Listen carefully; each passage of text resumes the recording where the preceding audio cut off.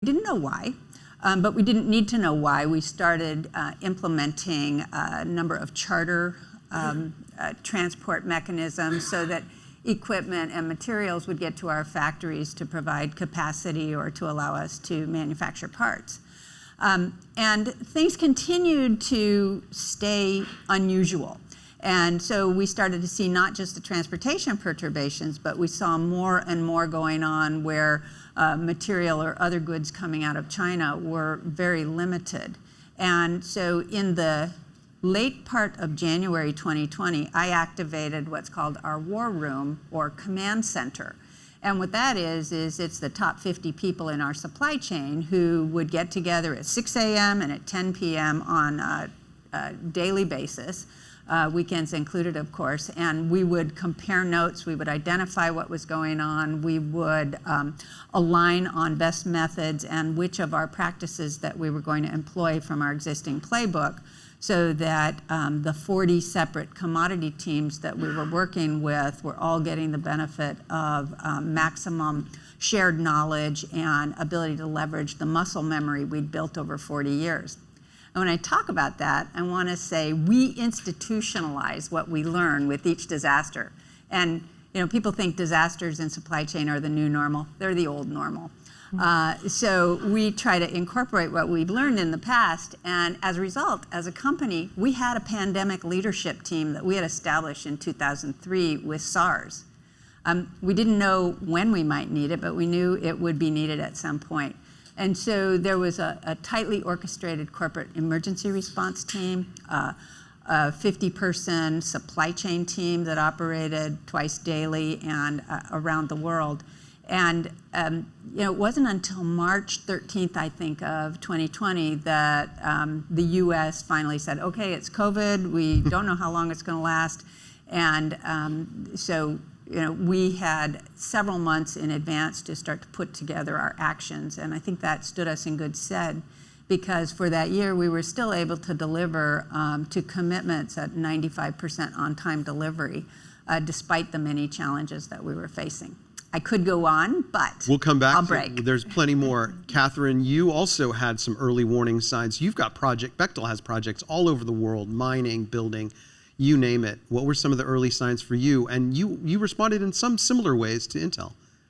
I'd say the first signs that we saw, and we're an engineering construction company operating in all corners of the world, and the first things that we saw were the immediate health and safety actions for our people. These are our people on the ground, our craft professionals working around the world, and ensuring the health and safety of those individuals was our first and foremost priority. And so learning how to resequence, to establish COVID-safe protocols, to test, to understand the local jurisdictions, to work with our customers to ensure the health and safety of our people, that was the first thing that we had to do. And then to learn how to resequence work. How would you reduce crew sizes? How would you do construction, physical construction, in a way that protected health and human safety? So that was a huge aspect in terms of the people, the health and safety of our people. But the second thing that we saw and that we did was we buy materials. We buy pipe, we buy steel, we buy chemicals, we buy materials from all over the world. And understanding and having really our finger on the pulse for where are these materials coming from, what are alternative sources of supply. In our business, the key, of course, is something that's very important certainly is pricing, but schedule is critical. Mm-hmm. And so getting materials, getting things to a site for construction on time is the name of the game.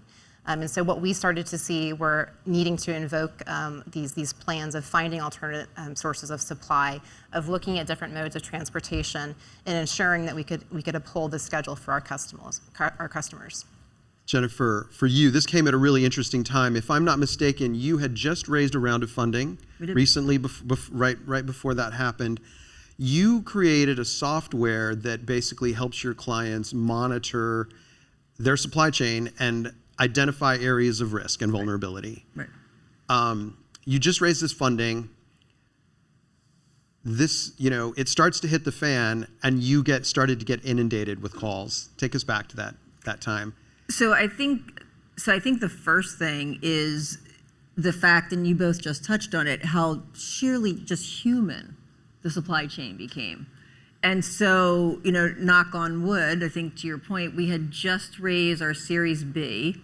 I was sharing with Catherine before this, the company, Interis, is 17 years old. So we've been at just mapping and monitoring the global supply chain for 17 years. And yet, we raised this money, we were getting ready to go fast, and then the world stopped. And I think to the point that you just said, the first thing was just making sure we had the health and the safety and the security of our people. But then you had massive global organizations that we had been talking to that suddenly CEOs, I was sharing with Catherine, were calling me saying, I'm still managing my supply chain on an Excel spreadsheet. What do I do? And because of the seriousness of what was going on at that time, it had started in China, and the implosion of bridges and the shutting down of trade routes, and there was just a lot of unknown. And so I shared with you when we were getting ready for this, our inbound, so we were doing normal marketing, we didn't really change anything. Our inbound went up north of 400% in a matter of 30 to 60 days because the world stopped, right? So it stopped from a human standpoint. People suddenly went from home. I don't know about you. I thought it was gonna be a 30 to 60 day thing. I started baking cookies for my husband, which I never bake. And then we had to stop that because it went on longer than 60 days. But the world changed. And I think, what's happened is that the world really got educated, right? The world got educated simply how hyper-connected we are in ways that we don't really know, and how fragile. We all went to just-in-time and offshoring back in the 90s, and we got really lazy. That worked. It became a kind of a cost-cutting center. I agree with you. It's like, can I fulfill my orders on time? And I think the pandemic brought such a human aspect and a business bottom line that for the first time ever, the conversation is at the CEO and the board level. And I think that that's still where it is today. Catherine, we've been through SARS, we've been through the typhoon. I mean, we see climate change and how that's changing the scale and the frequency of disasters. Why were we so poorly prepared? Why were so many corporations so poorly prepared?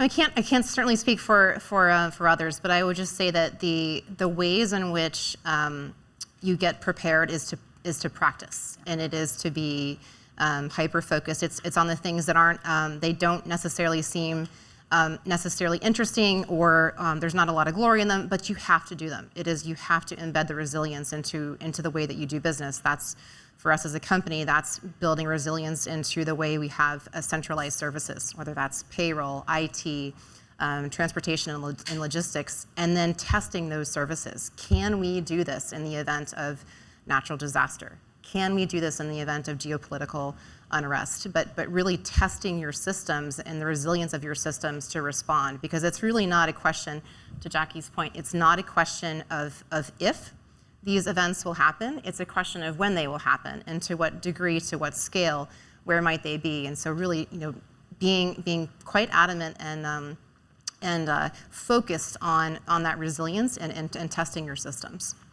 Jackie, we've had a lot of conversations about how long this is going to last, and we've asked everyone we talk to look into their crystal ball to help us understand why it's so persistent and when can we expect relief.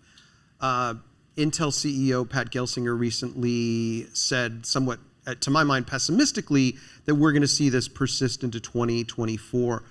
Why is it going to take so much longer? Yes, well, I think the big reason is that the semiconductor supply chain is very multi-level. And a lot of the limitations are not in the advanced technologies. If you look at an Intel or a Samsung or TSMC, on their advanced technologies, they're all able to ship parts today. What's hanging things up is people can't fill out their full bill of material with a lot of the legacy technologies that were designed and equipped 30 or 40 years ago. I mean, truly old technology, fully depreciated, and nobody's making that equipment anymore. They sell the parts at a very low price, so the return on investment hasn't been there for people to invest in capacity expansions over time. And behind the scenes, the whole world is becoming more densely populated with semiconductors. Probably most of you have a Ring doorbell, or you have a remote start on your heater or your irrigation. In so many areas of life, particularly automotive, there is a great densification of semiconductors, and a large part of that is from these older technologies. They're the power management devices or the proximity sensors, so you can see, as your car is auto backing up, whether you're getting too close. And as those things became more densely used, the full capacity out in the industry was sucked up. But it wasn't obvious because for the automakers, these were 35-cent parts or less. It wasn't something they spent a lot of time looking at. So beneath the surface of this iceberg, we have the older technologies that needed to be added to. So people say, well, why don't you build some factories? Well, it's fine, you can build a factory. It might take a year to build a factory because these are very sophisticated devices, even though it's older technology. But once you have that building, you need equipment. Nobody's making that equipment anymore because no one has invested in that capacity for the past 30 years. So they have to restart their line. Well, why don't you buy stuff in the used market? It is sucked dry. Okay, and then if you're an auto manufacturer, you may know that their qualification cycle for new parts is quite lengthy because they're extremely concerned about safety, as they should be. So there's this set of rolling requirements that have to be put in place that do require that people are putting their forecasts out. If you're one of those guys making the 35-cent part or less, you want to know that your customers are going to invest in the long term. It's not a short-term blip. So there's impedance in the investment decisions. All of those things, I think, are starting to be worked through. But we need things like the CHIPS Act to be passed in the United States finally. We need larger companies, automotive companies, consumer good companies, electronics product companies, to make longer term commitments to ensure that the underlying providers of equipment or materials, et cetera, can feel comfortable investing in capacity. So as you can see, it's a multi-level path that has taken a while to deconvolute. I think as we look at the beginning of 2023, you will see some improvement as some new factories start to come online. But what we are obviously observing is a secular change in demand for more electronically driven products that are part of how we operate our lives. So I think you will see some tightness even through the end of the decade. Jackie, I want to come back to the CHIPS Act later, but in the meantime, Jennifer, what's your sense of when we get back to normal? Or is that the wrong way to think about it? Is a state of disruption the new normal? Well, so I think that this is normal. What we're dealing with is now. I think how we handle it has got to change, and I think that's the time. We get asked all the time, how much is it going to cost? Nothing fixes this, and I love what you just went through, because I think when you talk about chips and technology, the problem, the good and the bad here, is technology has connected us forever. We're not going back, and so how do we live in this new norm where technology's got some great advantages, right? It allows us for innovation, allows us for global cost competitiveness, access to different markets. I'm looking at the question about Mexico and Latin America. It's great opportunities because we are so connected from a technology standpoint for different parts of the world to enter the developed economy in a way they might not have had a chance. And if you think about what's happening with Russia, Ukraine, there's 3,000 sanctions against Russia right now. So if there are rare earth elements or any type of access to skill sets available anywhere else, people are grappling for it. And so I think this is the new normal. I think that investments in understanding the true extension of the supply chain and the good and the bad of it is really what's going to be happening. And I don't think it's going to change. I think this is exactly the world we're living in. To what extent, and I'm stay with you for just a second, Jennifer, to what extent is a company's, an organization, a corporation's preparedness for supply chain disruption, should that become a new determinant of the company's value? You know, we think about ROI, we think about, there's a lot of ways we can measure the value of a company. We do that in myriad ways at Bloomberg. To what extent should we now have a metric for, look, can your corporation, can your startup withstand this kind of disruption? Yeah, well, I think that's the name of the game. So at Interos, and you know this, we're working on becoming pretty much the UL for supply chain health. So we actually provide scores for companies that folks can get up that day and realize if they're going to have a good or bad day based on the health of their supply chain.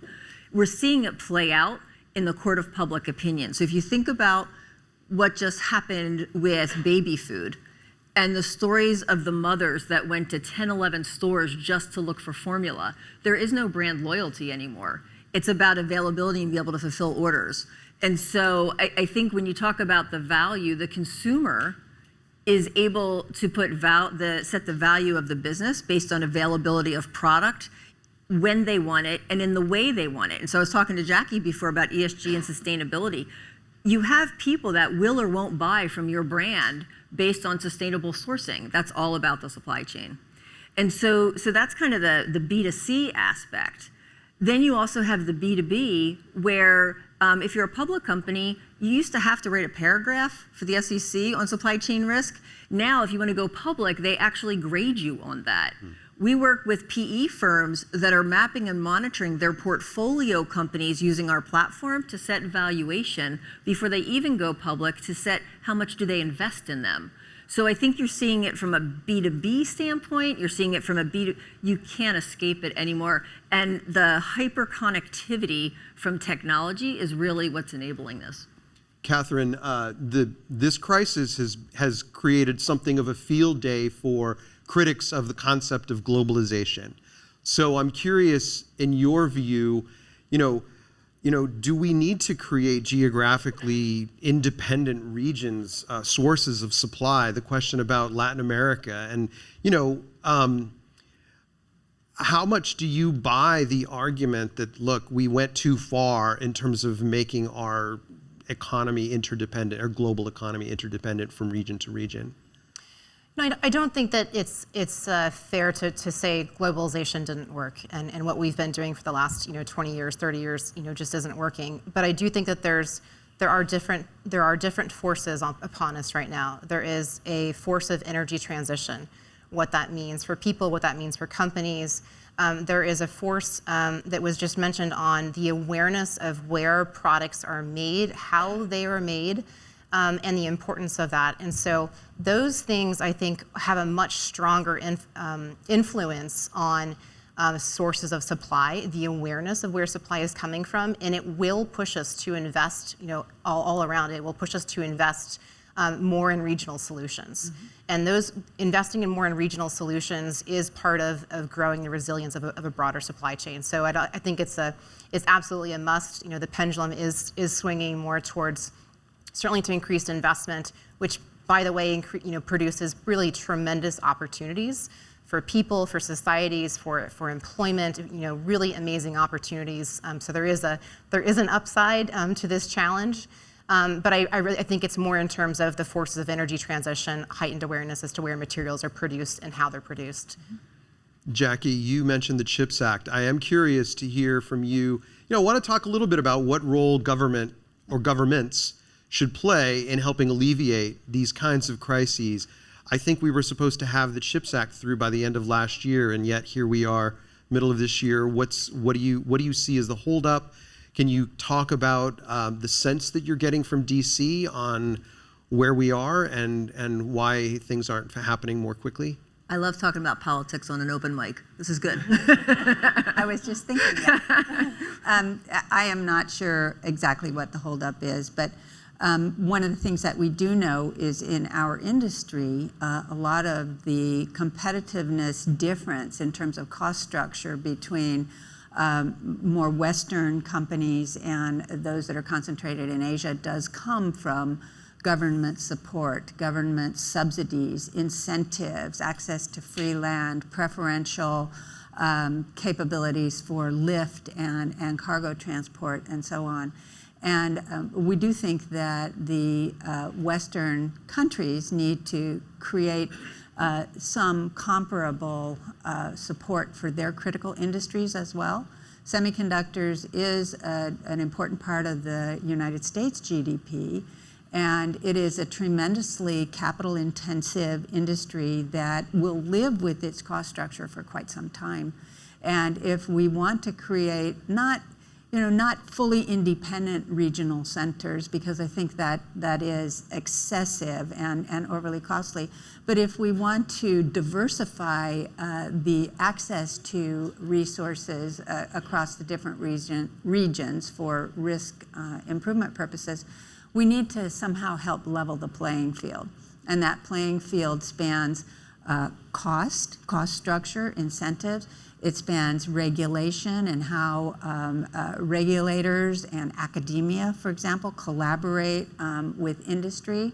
And we would like to see more of that attention in the United States to think about what are the critical alliances, what are the national imperatives in terms of research and intellectual property that would be required if we wanted to stand up a more fully robust regional capability.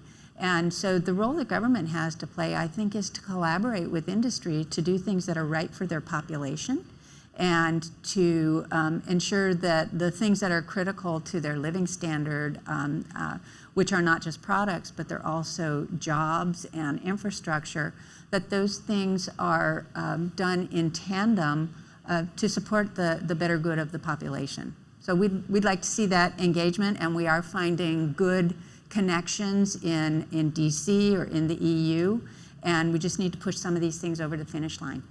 Catherine, based on what you've learned in the last couple of years, what would you say in the last few seconds, a company that is really still trying to get its arms around this, where do they start?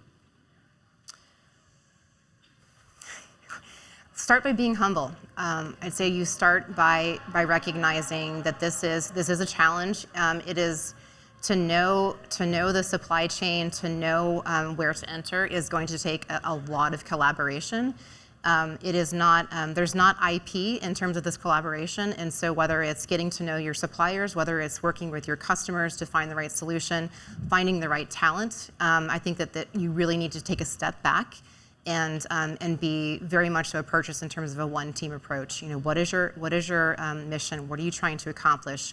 And then what's the super team you're going to assemble in order to make it work? Because no one company, no one organization is going to solve this or can approach it, but it really requires so much more coordination, so much more awareness to know where are all of the bits and pieces and labor, how does all of that come together? You can't know it by yourself, and you really need to collaborate. It's a great note to end on. Catherine, Jackie, and Jennifer, thank you so much for joining us here today.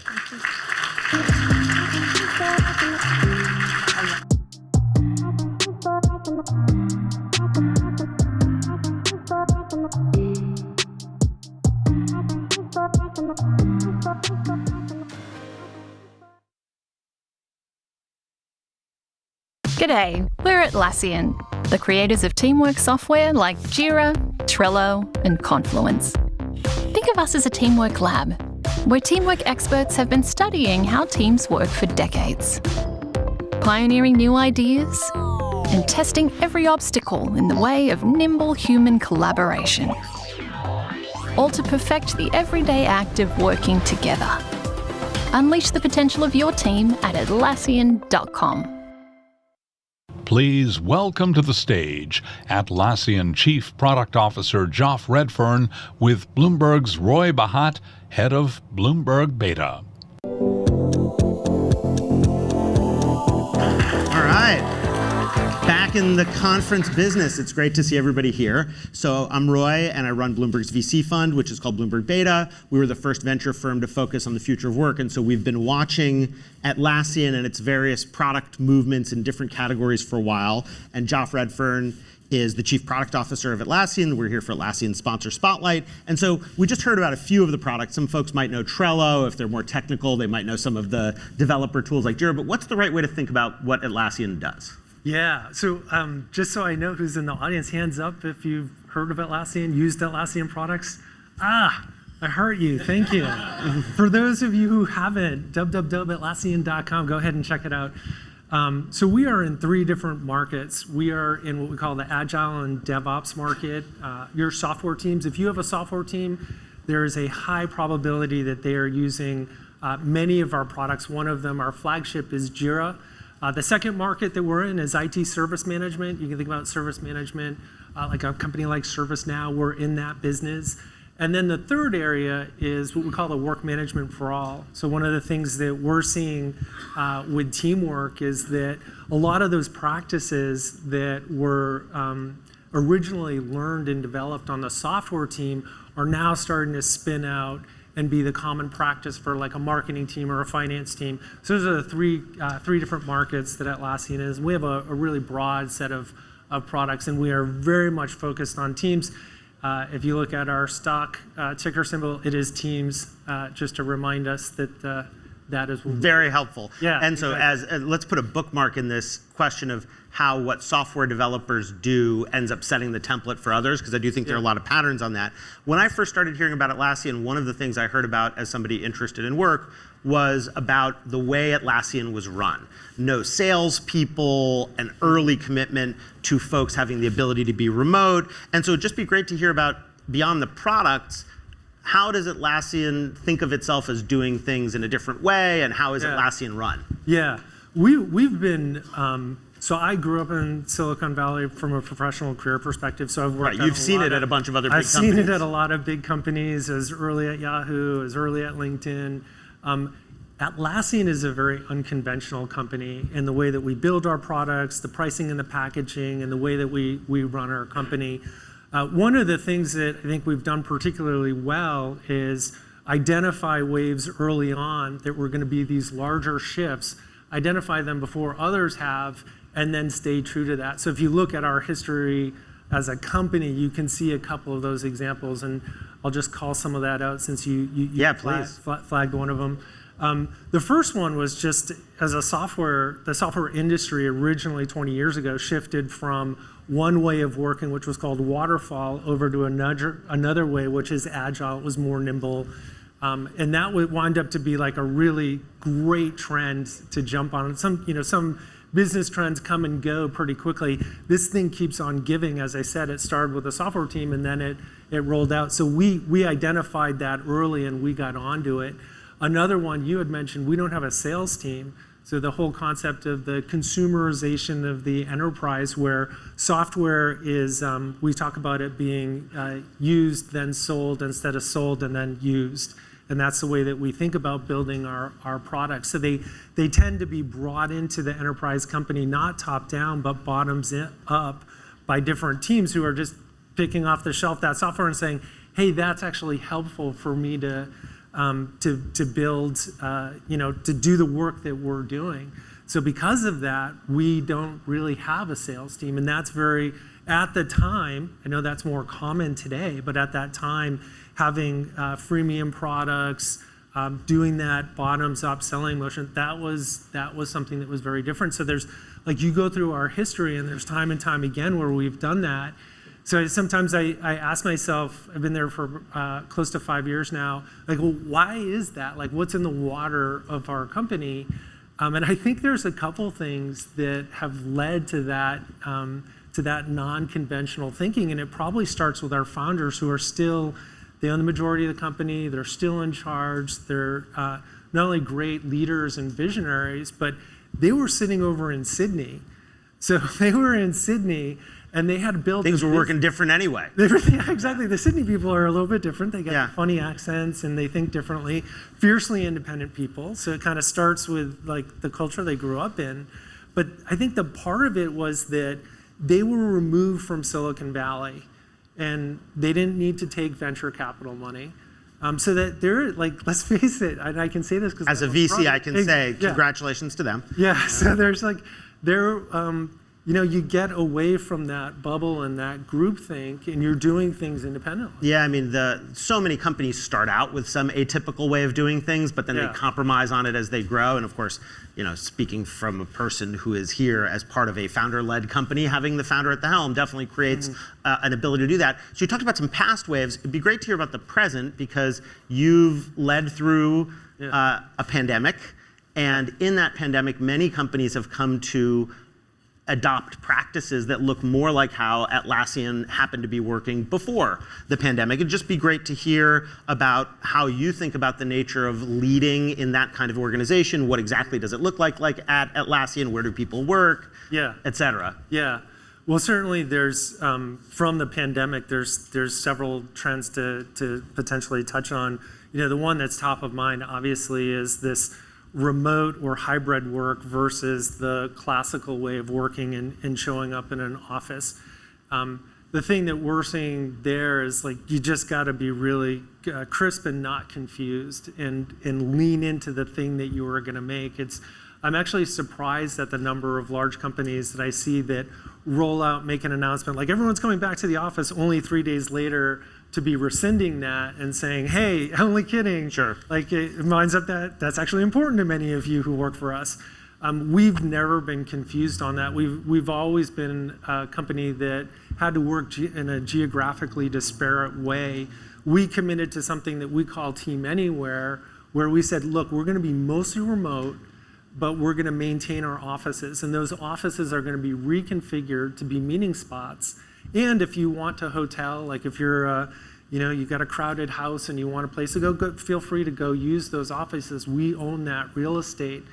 And that's working really well for us. 42% of our employee base right now is more than 2 hours away from an office. Wild. So yeah, so we've committed to making it work. And the thing is, it's about staying committed to it and driving and having a vision for what that's going to... And my guess is that some of the use of your own products is then designed around that way of work because you're using them on yourselves. Yeah. It would be great to hear both for what you hear using it yourselves from your own team, but then also 235,000 customers, obviously plenty of hands came up in this room. What are your customers tell you about how they are working now? Yeah, well, certainly, a number of our tools in our portfolio are fantastic for that hybrid way of working.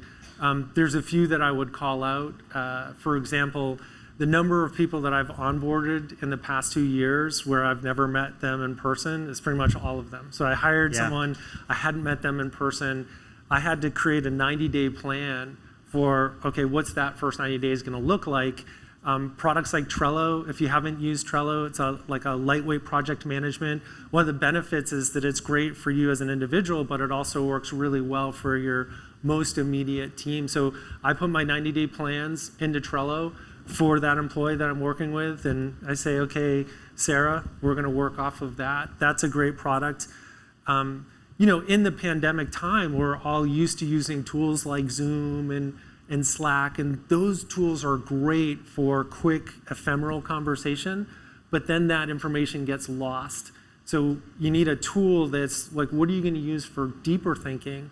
What are you going to use for the knowledge base of that company so that we can preserve, so when the next new set of employees come on board, that tool is around for... And that's Confluence. And that's a tool that our company... Do we still use the word intranet anymore, or is that like a not? We used to use that word in the 90s. That's so what word do we use for what Confluent is now? Look, I think it's just the, I would think of it as the knowledge base for your company. It's where team collaboration is going to happen.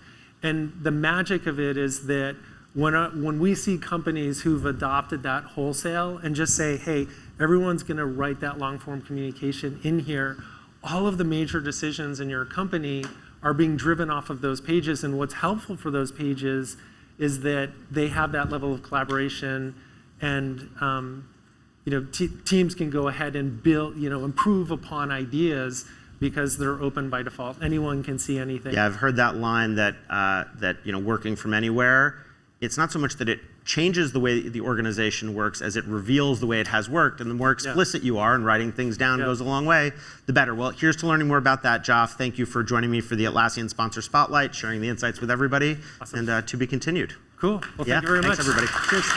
Please welcome.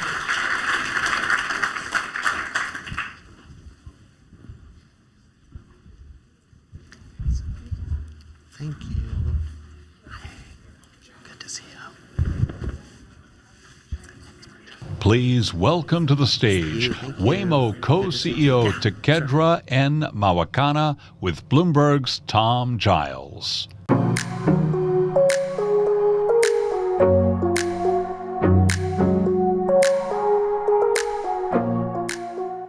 I'm back, but more importantly, I'm here talking with somebody who is running a company that's at the forefront of efforts to develop, test, and commercialize autonomous vehicle technology.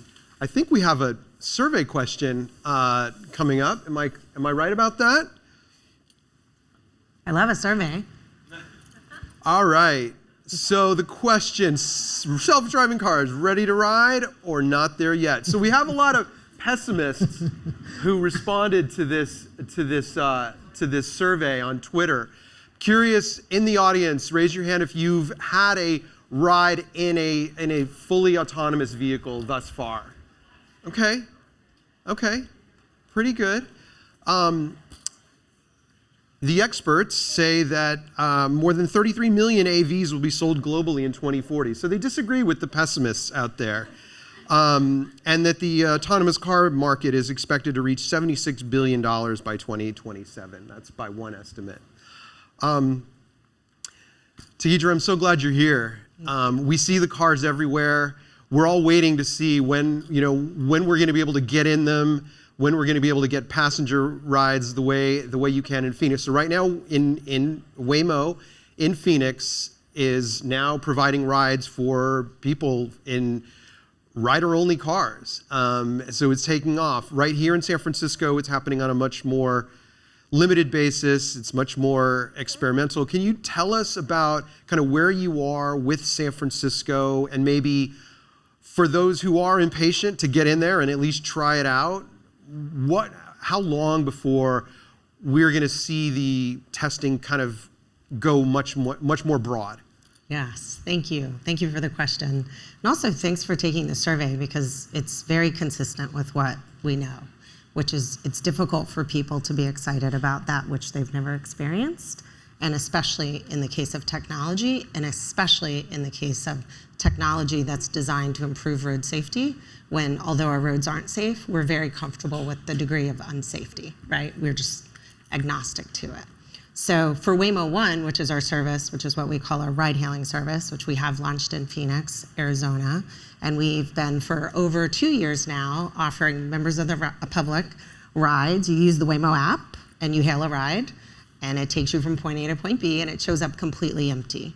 And that experience is quite magical. And so if anybody's in the Phoenix area and wants that experience, it's open to the public, it's 24 hours a day, it's a commercialized service. What that's taught us is what are the core components of actually rolling out the service? And this gets to your question about San Francisco. Well, you have to bring the public along with you, which is why I love that survey question, because you need people who are both interested in being in the car and skeptical about the technology, community members, as well as regulators and policymakers, to understand what's happening in their community alongside their schools, their streets, their homes. And so one of the ways we've decided to approach cities is with this playbook of being very deliberate and very iterative, engaging community members, making sure there's an opportunity for people to apply, which is what's happened in San Francisco. We have tens of thousands of people who've applied to be trusted testers. We launched that last August. We have a lot of people waiting for the opportunity, despite what this room is saying. Yes, exactly. And it's so that we can have the opportunity to receive feedback and make the product better. Because I think with autonomous vehicle technology, we spend so much time talking about the technology, which is great because it's important. And I actually think it's the challenge of our generation to get this right. On the other hand, the reason someone pays to be a customer of an autonomous ride-hailing service is because the service is useful, it's delightful, it actually takes you safely from point A to point B, meeting your needs and offering you a space that's consistent and clean and private. And so those are the elements that we really think about. And so in San Francisco, we have trusted testers that are in cars that have our autonomous specialists still behind the wheel. And then we have what we refer to as rider-only cars that our employees are now taking rides in That's like Phoenix. And the reason we do that is because there's no one harder on ourselves than our employees, our Waymonauts, right? Like we have very high expectations of what the Waymo driver should be able to do. We've also expanded to downtown Phoenix, where we're using the same 5th generation Waymo driver that's here in San Francisco. And we have employees taking rides there in rider only. And we're starting Trusted Tester. Based on what you've learned or are learning in Phoenix, what you're learning in San Francisco, if you could go anywhere, what would be the next places where you would like to at least roll out testing? And I'm obviously assuming that you cross all the T's and dot all the I's that you need to with local and state regulators. Where regionally would you like to go next? Everywhere. Everywhere. If we assume regulatory certainty and technology is there, everywhere. I mean, this is really a technology that should be deployed everywhere people and goods need to move. That's our mission. And one of the reasons we're focused on not only being multi-geo, which is what I just described, but also multi-platform. And so we have the all-electric Jaguar I-Paces, and that's what's here in the city, as well as downtown Phoenix. And then we have our Class 8 Daimler trucks, and that's where the Waymo driver is also deployed. So we're really focused on once you have a driver and it can drive and it's generalizable across different vehicle platforms, and then it's able to meet the use cases of the business model, which is ride hailing, trucking, and local delivery. Then the question is, where do you go next? I mean, that's an exciting commercialization opportunity. I'm obviously not going to say what our roadmap plan is, and I hear your question in that and appreciate it. But really, the answer is you go where the demand is, depending on what demand. Yeah. So you talked about safety. Safety advocates say you shouldn't even be testing this stuff on roads. Given what the math tells us about the safety of driverless vehicles versus vehicles that are driven by people who make a lot of mistakes, why do you think that message is not getting across? And what do you have to do to better communicate that in DC and elsewhere? Yeah, I think it's what I said in the beginning. I think we don't experience road fatalities as mass casualties. We don't experience the 40,000 at once, and we don't even experience what would be sort of 700 a day globally, right? Like we don't have planes just falling out of the sky every day, killing everyone. And if we did, we would feel differently about the state of our roads. We'd feel differently about whoever it was that gave me my driver's license at 16. I mean, I did not. I mean, I was an A student my whole life. I barely passed that exam, right? And then they're like, here you go. And there we were, you know, driving everywhere. And so the reality is that the Waymo driver has driven across 25 cities, has driven over 20 million miles autonomously on public roads, over 20 billion miles in simulation, having every type of scenario injected into the simulator that you can imagine that happens on the real roads. And yet and still, people are like, I don't know if that's safe, you know, but I know my 16-year-old is ready to go tackle the world. And so there is this like cognitive dissonance that we experience, and that's not even getting into if we're drunk, if we're tired, if we're distracted, and if we're angry, all things the Waymo driver never is. I think the reason that it's a really challenging space to move, let's say, the safety advocates or the skeptics is one, it's not technology that can get to perfection in a lab. It has to happen on public roads. And so now we're having a discussion about value exchange, right? Like, how safe are we going to make sure we're being? Which is why we've published our safety assessment framework. We've published some of our crash data.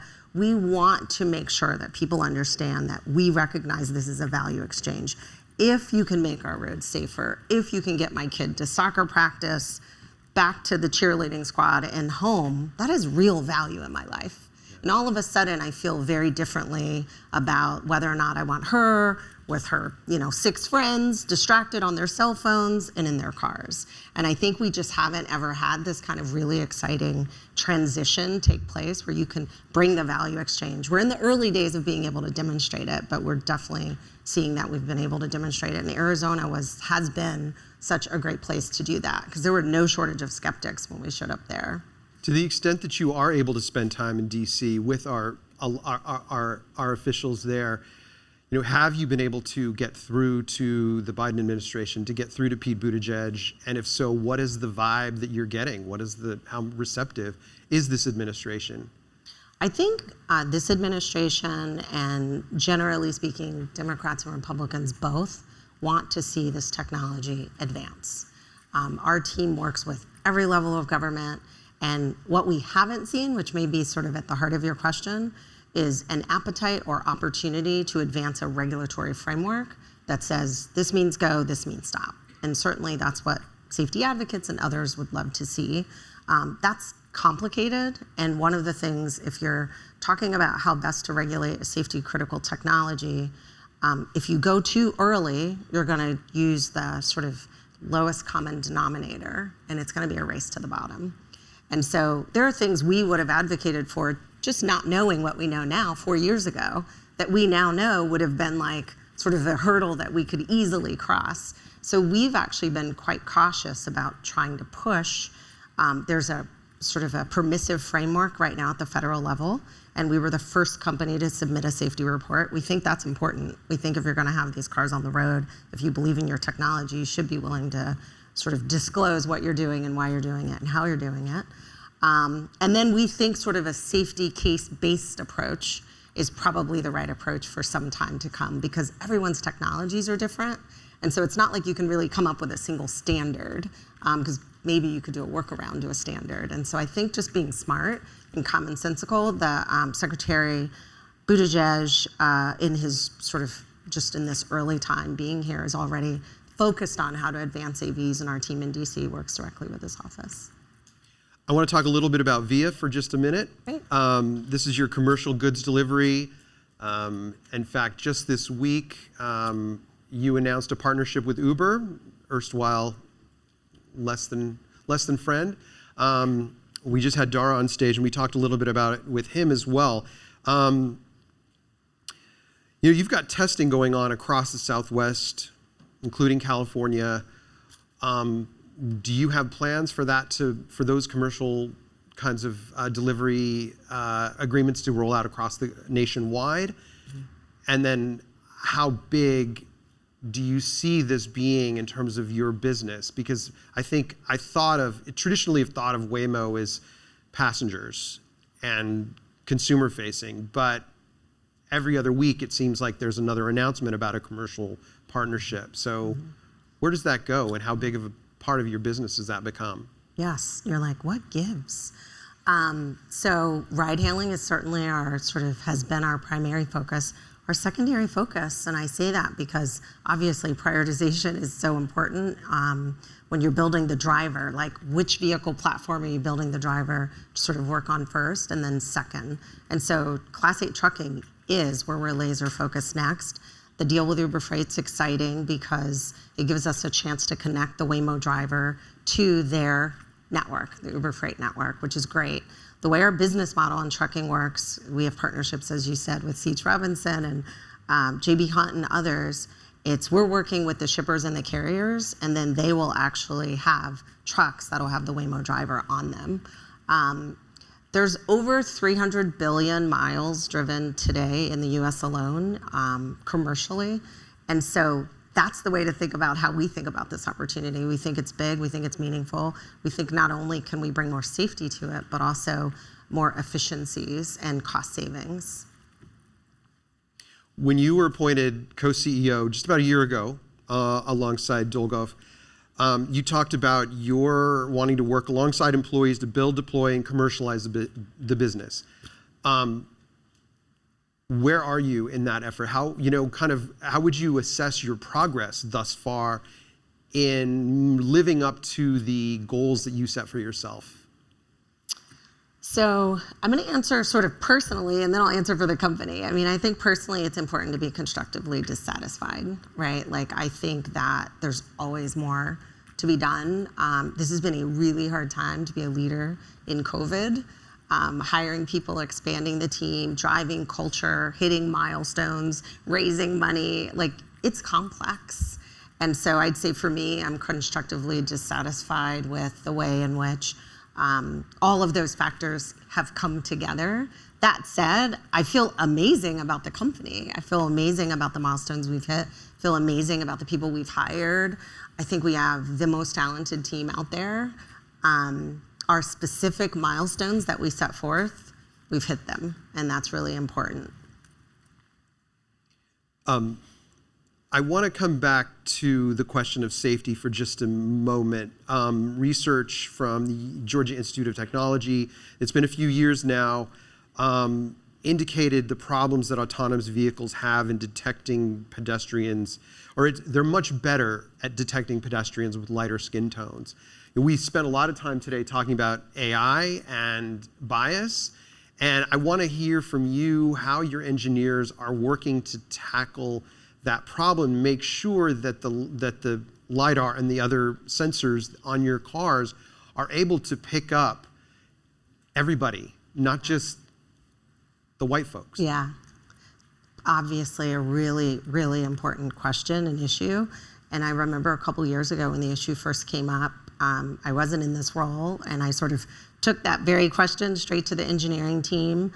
I got the answer, and then I got the validation to the answer. So the answer was, we can pick it all up.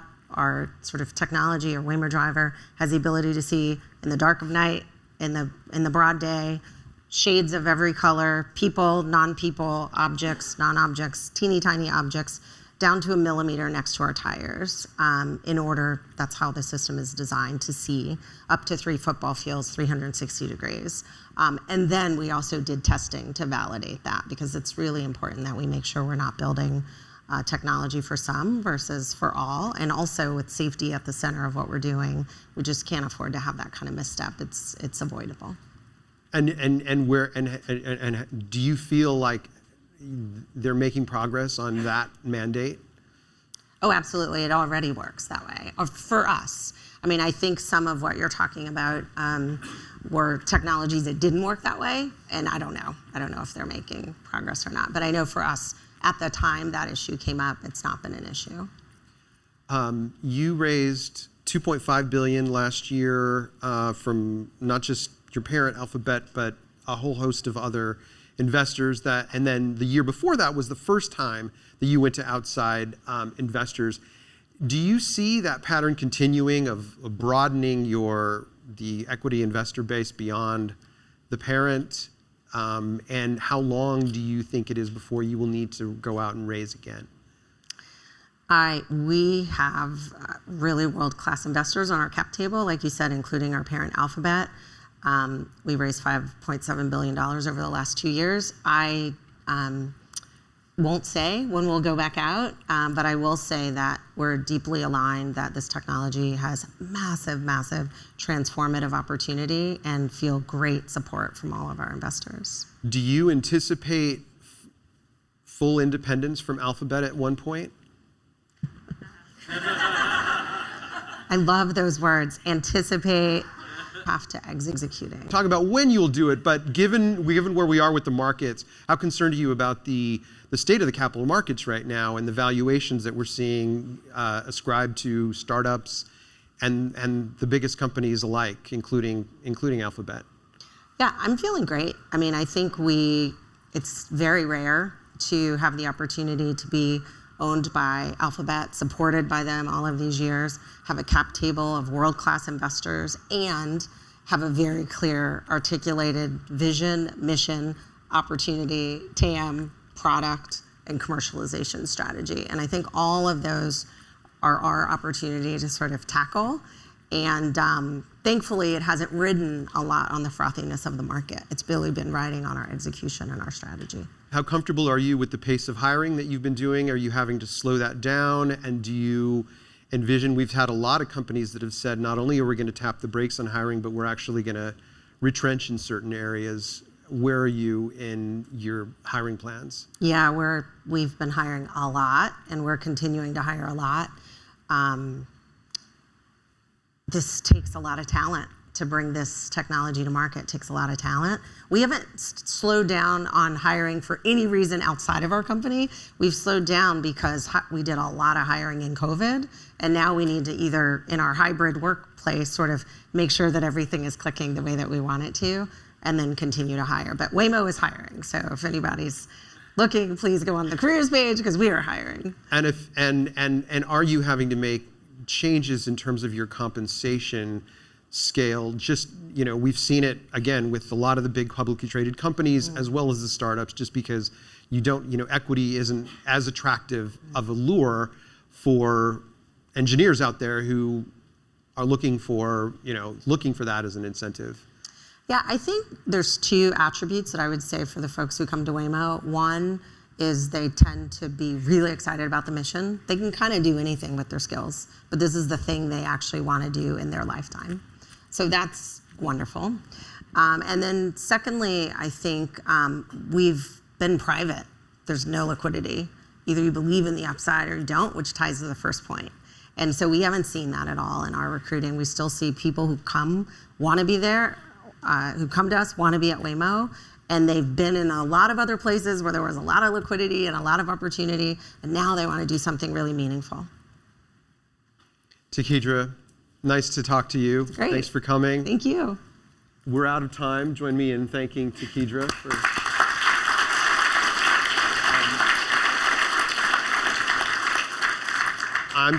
We're gonna have a short break. Be back by 2:55. You will not want to miss the rest of the proceedings for the afternoon. We have a panel on cryptocurrencies. We've got Peter Kern from Expedia, so please be back by 2:55.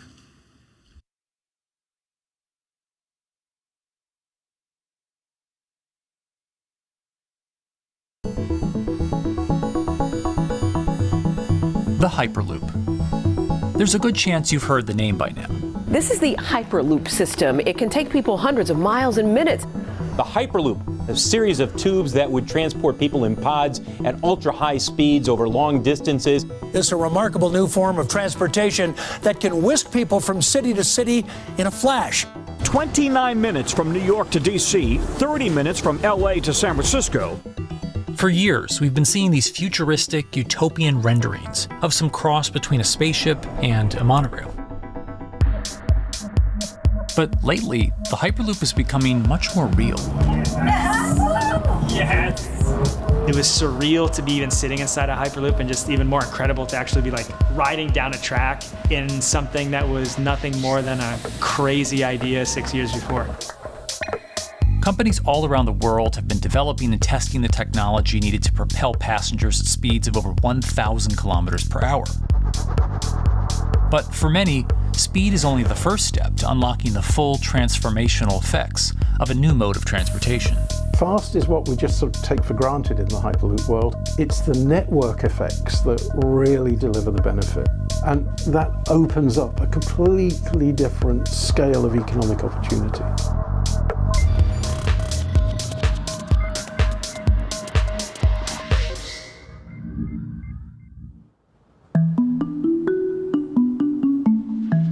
We've got planes, trains, automobiles, and boats for getting around Earth. But what if there was a fifth mode? And I have a name for it, which is called the Hyperloop. The Hyperloop? Hyperloop, yeah. In 2013, while riding high on the growing success of Tesla and SpaceX, entrepreneur Elon Musk released a white paper outlining the basic framework of the technology he called Hyperloop. The basic idea goes a little something like this. A tube reduces the air pressure to a near vacuum-like environment. A Hyperloop pod is then suspended in the tube, usually by magnetic levitation. The whole pod can then be propelled forward. Because there's no traditional friction sources like air resistance or rolling friction that would push back against the pod, the Hyperloop is able to move at incredibly high speeds and do so fairly efficiently. Despite its futuristic name, however, the general concept behind Hyperloop is actually pretty old.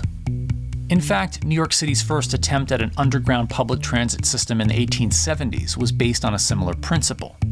The pneumatic transit system was short-lived, however, only stretching one block and topping out at a rather leisurely 10 miles per hour.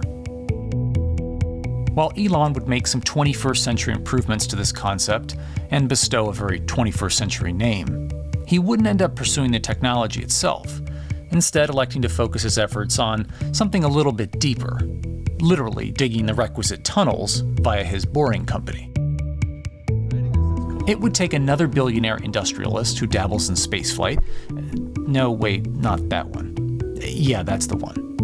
After Richard Branson would make a large investment in the company Hyperloop One, it would be renamed to Virgin Hyperloop. What we've always been trying to do as a company is show that this technology could work, that it could be made safe, and that ultimately it's something that's happening in the next couple of years, not the next 20 years. Josh Geigel is the co-founder and CEO of Virgin Hyperloop. In a familiar tech startup story, he's seen the project go from a garage to a large-scale testing facility outside of Las Vegas. So we started building the first kind of Hyperloop system in 2016. We've done a lot of work, about 500 tests that we've done on that over the last 5 years. And what we realized that we need to do is take that technology, show that it can be commercial, so drive the cost down, improve the efficiency, improve the performance. But the key thing is actually making it approachable and safe for individuals. In order to do that, Josh, along with Virgin's head of passenger experience, Sarah Lucian, bravely volunteered to take the inaugural ride. What her and I were realizing is we're the first two people sitting in a Hyperloop. The only type of people that have gone through this environment are in spacesuits, and there we are in just normal clothes because of the system, the safety of what we've designed. 3, 2, 1, launch. And then once we started going, you felt a bit of acceleration. We accelerated a little bit harder than we would in commercial, be like a sports car. Yes! We got to about 108 miles an hour on that test. And it's a short run, it's about 500 yards or so, and came to a stop. The test, lasting only about 20 seconds and covering only a quarter of a mile at just over 100 miles per hour, is a long way away from a true functioning Hyperloop. But as for optics, it's a crucial step for the future of funding. And the number one question we got from investors or from project proponents or just people in general was is a Hyperloop safe? And what better way to show something is safe than by actually getting people on it? But convincing investors and governments that would likely be fronting some of the construction costs for an unproven technology is no easy task. First and foremost is the question of safety. Most people don't know how an airplane works, but yet they get on an airplane. They get on an airplane because it's faster than driving, and most importantly, they've probably gotten off of one before, they've seen someone get off of one before. And so what we set out to do was actually show that Hyperloop could be safe with two normal people, not astronauts, not adrenaline junkies or test pilots or anything like that. Two normal people getting on a Hyperloop, and then most importantly, those two people getting off. But beyond safety concerns, constructing Hyperloops will undoubtedly require a significant capital investment, to the estimated tune of around $60 million per kilometer of track. So a track from San Francisco to Los Angeles, for example, is likely to come with a price tag over $10 billion. And before large governments are willing to come in and front those costs, investors who are funding Hyperloop development must accept it as a long-term mixture of technology and infrastructure investing. Investors that are used to short returns because you're developing apps or something to that effect, those aren't the investors that really get excited about Hyperloop. What you start to see is the people that are looking at platform technologies, right? So this idea that because the smartphone existed, Uber could exist, right? So who are the Vanderbilts of this century?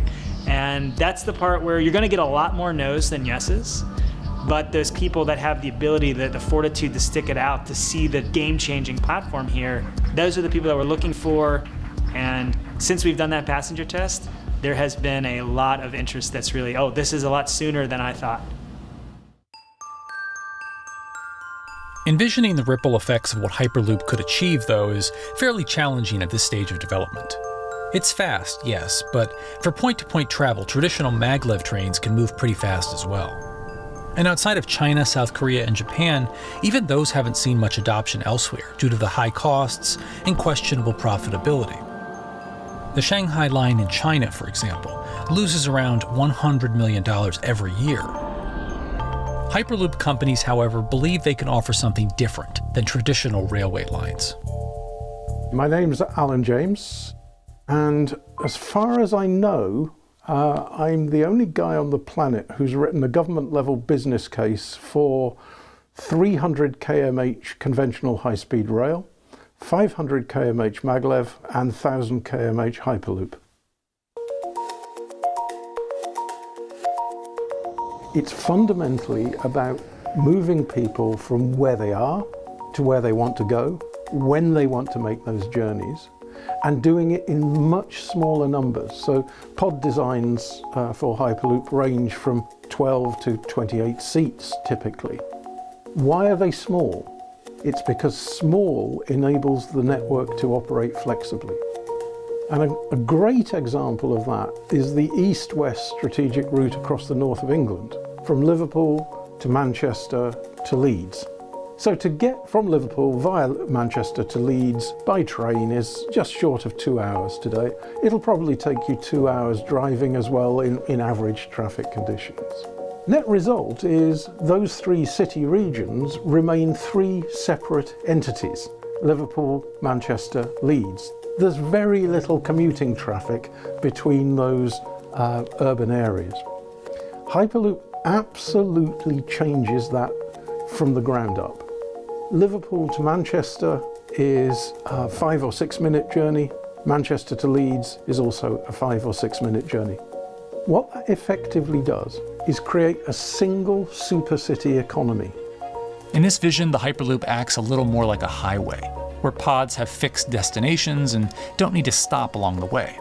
Meaning you can travel on a Hyperloop network from, say, Liverpool to Leeds, while the pod behind you travels from Liverpool to Manchester. And if that metro Hyperloop network is connected to other networks from the same location, you could travel from Liverpool to Paris or Liverpool to Amsterdam, all without making a single stop. For passengers, for business, for leisure, that is utterly transformational. For high-value freight and logistics, it's equally transformational. But critically, if you do a Hyperloop network at scale, you begin to deliver massively significant carbon savings too. A multi-regional Hyperloop network could become a replacement for both short-haul passenger and cargo flights and traditional ground transportation, both of which are significant carbon producers. One Hyperloop-connected distribution hub, perhaps at an airport that is predominantly used for international air freight, replacing maybe 10, 12, 15 distributed road hubs. It takes a lot of polluting and inefficient truck haulage off the roads. That itself means roads gain extra capacity. Hyperloops will still need to use electricity to both move pods and maintain the near vacuum environment in the tube. Proponents of the technology believe that this can be done by using renewable sources, including a combination of solar panels and battery technology that could be used along the Hyperloop itself.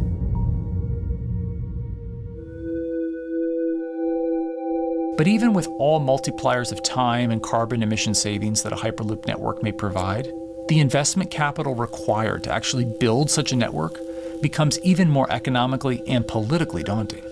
Committing doesn't mean spending billions on day one. Committing means, how do we phase it?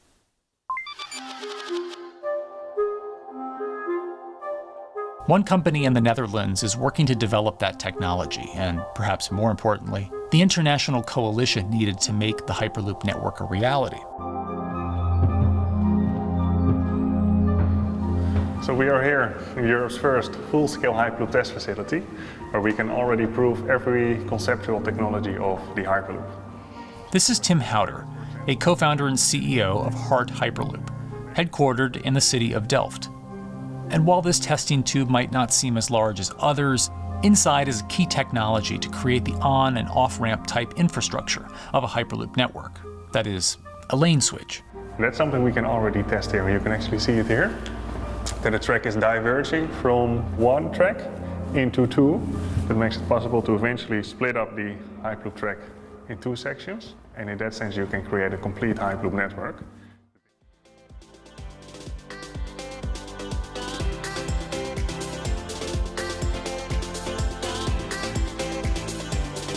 Please take your seats. The program is about to begin.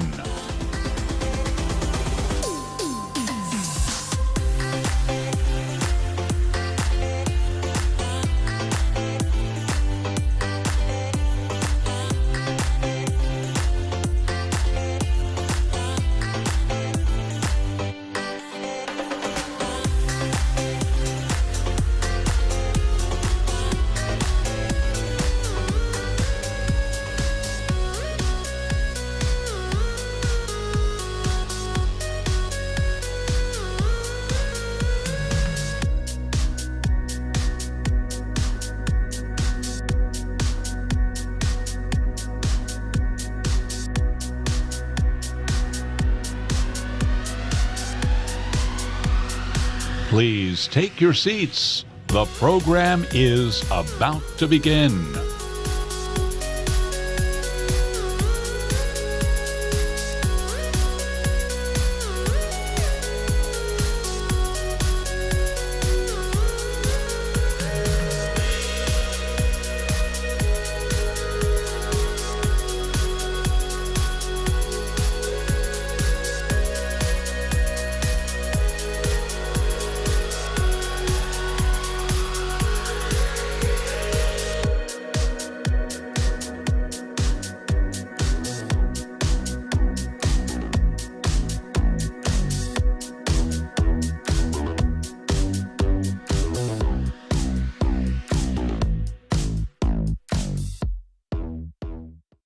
Please welcome to the stage PayPal CTO of Blockchain, Crypto, and Digital Currencies, Edwin Aoki, Binance U.S. President and CEO Brian Schroeder, and Race Capital General Partner Edith Young, with Bloomberg's Stacey Marie Ishmael.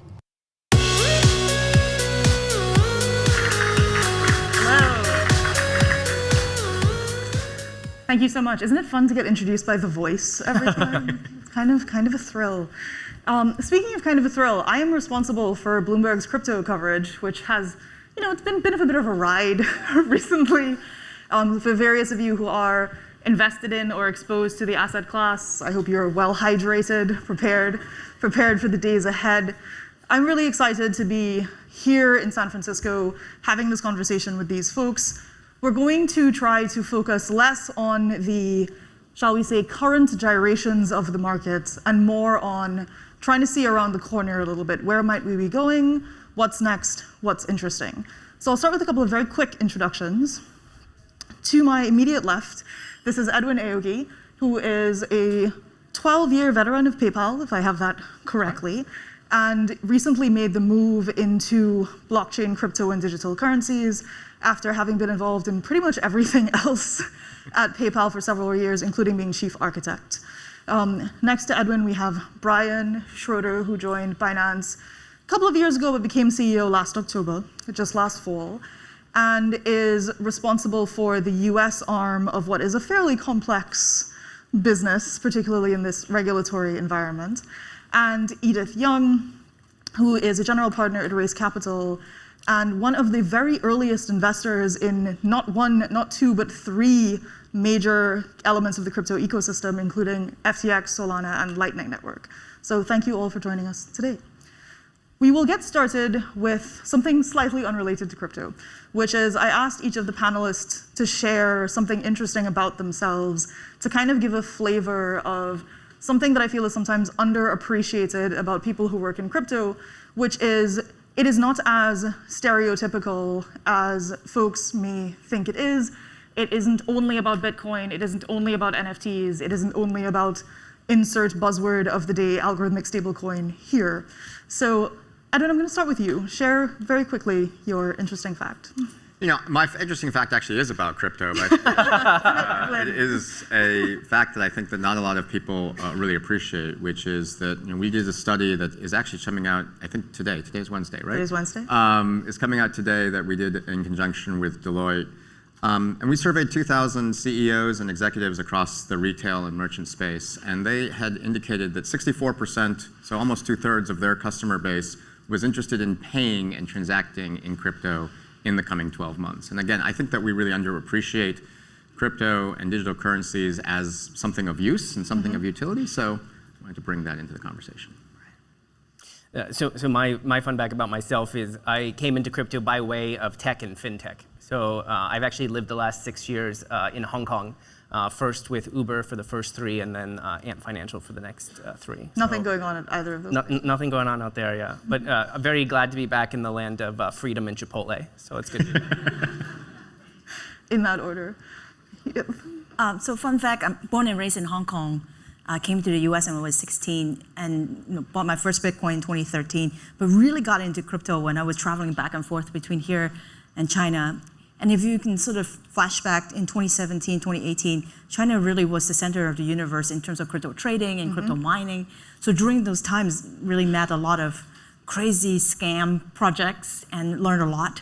That's how, when I finally got the chance to meet Anatoly in January 2018, it really set him apart. We're going to stop here. Okay.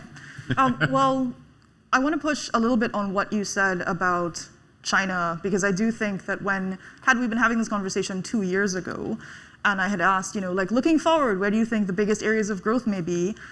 China specifically was one of the areas that was really held up as doing particularly interesting things. In the past 12 to 18 months, we've had everything from a complete declaration that any crypto transactions are illicit and with civil and criminal penalties. The government has said very explicitly that state-owned companies aren't allowed to do anything related to mining or to NFTs. How has that changed where crypto is going in the region, and what other countries might be taking advantage of the gap left by China's regulatory moves? Well, I think, sitting right next to Brian, he always have an even more colorful history with Binance. I think sometimes I half jokingly would say, I think anything the Chinese government really want to block means that this is really a thing. So in some sense, in 2017, 2018, I think even before Binance came online, it was like Huobi and OKEX both really was the number 1 and 2, I think still top 5 in the world in terms of trading volume. But what's going on, particularly in the last 2 years during COVID time, I think a lot of talents in China have basically left to Singapore, to Dubai. Some of them come back to the US. And I think what's really interesting, even though in terms of US, there's no clear, but I think the Biden administration really wanted to push to regulate. And I think this is a really, really good sign. On mining, I think it's interesting, even though you're supposed to not do it. Doing it, but I think as I last checked, there's some still at least 10 or 20% hash power come from China. So it's not completely, there's still things going on, but many of the talents, again, is looking and push a lot of the Chinese entrepreneur to think globally. Brian, when folks hear about Binance, it's often in some sort of regulatory context. Our folks at Reuters this week published a big story about various allegations related to money laundering, KYC, et cetera. And I think that the biggest regulatory question in the US isn't, will crypto continue to be allowed to exist, which is really a genuine question in certain other areas, China, of course, but also even India. In the US, it's more like, under what circumstances will crypto be allowed to exist? What are the changes that are coming for the players involved? From the Binance US perspective, where do you see that landscape evolving into? So I think that just the announcement this week with the Senator Loomis and Gillibrand bipartisan legislation, that is a really great step, right? And I applaud the senators for actually taking a stab at it, right? And I think that over the course of time, that bill will continue to be perfected. But I think that what we are looking for and what we advocate for at Binance US is clear and consistent and smart regulation. And the reality is right now we are operating in a little bit of a gray area because the rules of the road have not been defined. And what we're asking for, and what I think that bill really tries to accomplish, is actually creating standard definitions and then standard regulatory frameworks. So we are super supportive of moving forward with those kind of smart deals in place. When, in your because you use the word perfected, what does a perfect bill look like? Well, I don't think any bill in Congress is perfect, but I think it's a process, right? And I think that the process starts really when they put the first draft out. And so now we can all see it and we can comment on it. And I've met with the senators and their teams, which are excellent. And they really, truly kind of understand the industry, and they're willing to have a dialogue with industry. And so I think that this is kind of a first step in the process, and we're excited to be at the table and going along that process with them. And PayPal has been a regulated financial services provider for a very long time. And one of the earlier ones as it relates to crypto, digital currencies. I also feel like I get an email a week from either PayPal or Venmo pitching me on upgrading to some sort of PayPal account. Tell me a little bit more from your perspective where PayPal sees the industry going, particularly as it relates to retail payments and not just retail speculation. Yeah, I mean, I think Brian's right on that. We certainly welcome the clarity and the consistency that regulation and a clear set of rules brings, because our view really is that it can't be just about speculation. It can't be just about people going to the casino and playing with their Doge. Our view is really about trying to figure out how we get these digital currencies, whatever form that they eventually end up taking, to be useful for people, to be usable for commerce, to be usable for payments, to be usable for cross-border. And the stat that I shared earlier, I think, is just part of that, to say that I think it's going to be closer than we think. It's going to be closer than we think. That people are going to see that there's value in instant settlement. They're going to see that there's value in certainty. They're going to see that there's value in the transparency that you can get by having crypto that is visible and traceable to a certain extent, but still preserves privacy. And so I think that from our standpoint at PayPal, our view has always been that financial services are a way to empower people. It's a way to, and we see that digital currencies just help us reach more people, to become more inclusive, and to really expand that the power of digital services to a wider audience. One of the things that advocates of crypto as a mechanism for financial inclusion like to point to is this is going to be a way for people who are historically underbanked or unbanked to get into the payments ecosystem. Edith, we were talking about the potential uses of remittances. The challenge is, in a lot of cases, it's non-trivial to sign up for a wallet. You still need a relatively modern smartphone. You still have to provide or should be providing certain forms of identification. Are you seeing, you individually or collectively, seeing anything in the industry that is also adapting to be more of a realistic option for people as opposed to a theoretical one? Well, we talked about how in September last year that the country of El Salvador and actually treat Bitcoin now as a legal tender. So Elizabeth Starr, who's the founder CEO of Lightning Network, really sort of powered that. And I think the part that is so fascinating to me is that 24% of the GDP of El Salvador, which is about 6 billion, is actually all about remittances, which to me opened up a whole world of potential between US, Mexico, US, India. There's a lot of possibility to really drive that. And I see you guys, you obviously are working on probably something around it, but it's just so exciting to see. And on top of that, just to add on one thing, US is actually, particularly with mobile phone, both with iOS and Android, more so iOS, the credit card is actually attached to the phone. But that's not the case for the rest of the world, not for Southeast Asia. That's why otherwise you won't see things like M-Pesa off of Kenya. And that, I really think that crypto can help drive, because it's really difficult, except North America, in terms of payment and remittance and all that. Yeah. So this is what I'm excited about. Is blockchain, crypto, Web3, kind of whatever buzzword you use, is really a technology platform. And so how are we going to use this technology platform to change historical processes or procedures or industries, et cetera? When I was living in Hong Kong, it took me, I think, 4 days to send money from my Citibank Hong Kong account to my Citibank US account. 4 days. And then the fees were just insane. If you had a Binance wallet and you're sending it to another Binance wallet, that's instantaneous and it's free. And I think that is really game changing. And those are the things that we're focused in on, is how do we actually focus in on making this a product by combining not only the technology, which is obviously key, but then the operations. Right? Because you can have amazing technology, but you don't pair it with operations, then you won't be successful. Yeah. And I think that, we talk a lot about the remittances, which are an amazing use case, and I think really valuable. But also, there's a lot of need here, even just in the United States. I mean, when we looked at the stimulus payments from, I guess it's about 2 years ago now, there were 30 million people that were eligible for stimulus payments that could not get them through direct deposit because they didn't have a bank account, they weren't eligible to file electronically, and so they weren't in the system. They had to wait for a paper check to be mailed to some address that the IRS had on file for them from years ago. They were waiting weeks. And at that moment, when you needed to pay rent, or you needed to go buy groceries, or you needed to do whatever, you got that check in the mail. What did you do with it if you're underbanked? You went to a check cashing place. You paid 20, 30% for the privilege of cashing that check. There are real use cases, even here in the United States, where having access to efficient, effective, safe forms of digital currency can really, really help people. And these are people that have IDs. These are people that are part of the system in other ways, but for whatever reason, they're in a banking desert, they don't have a good relationship. They're a Citibank customer. They're a Citibank customer. You know, they just have slipped through the cracks. And this is, you know, I think a huge opportunity for us to be able to reach a class of people that have just been ignored. I want to add one thing since you talk about stimulus check for Hong Kong.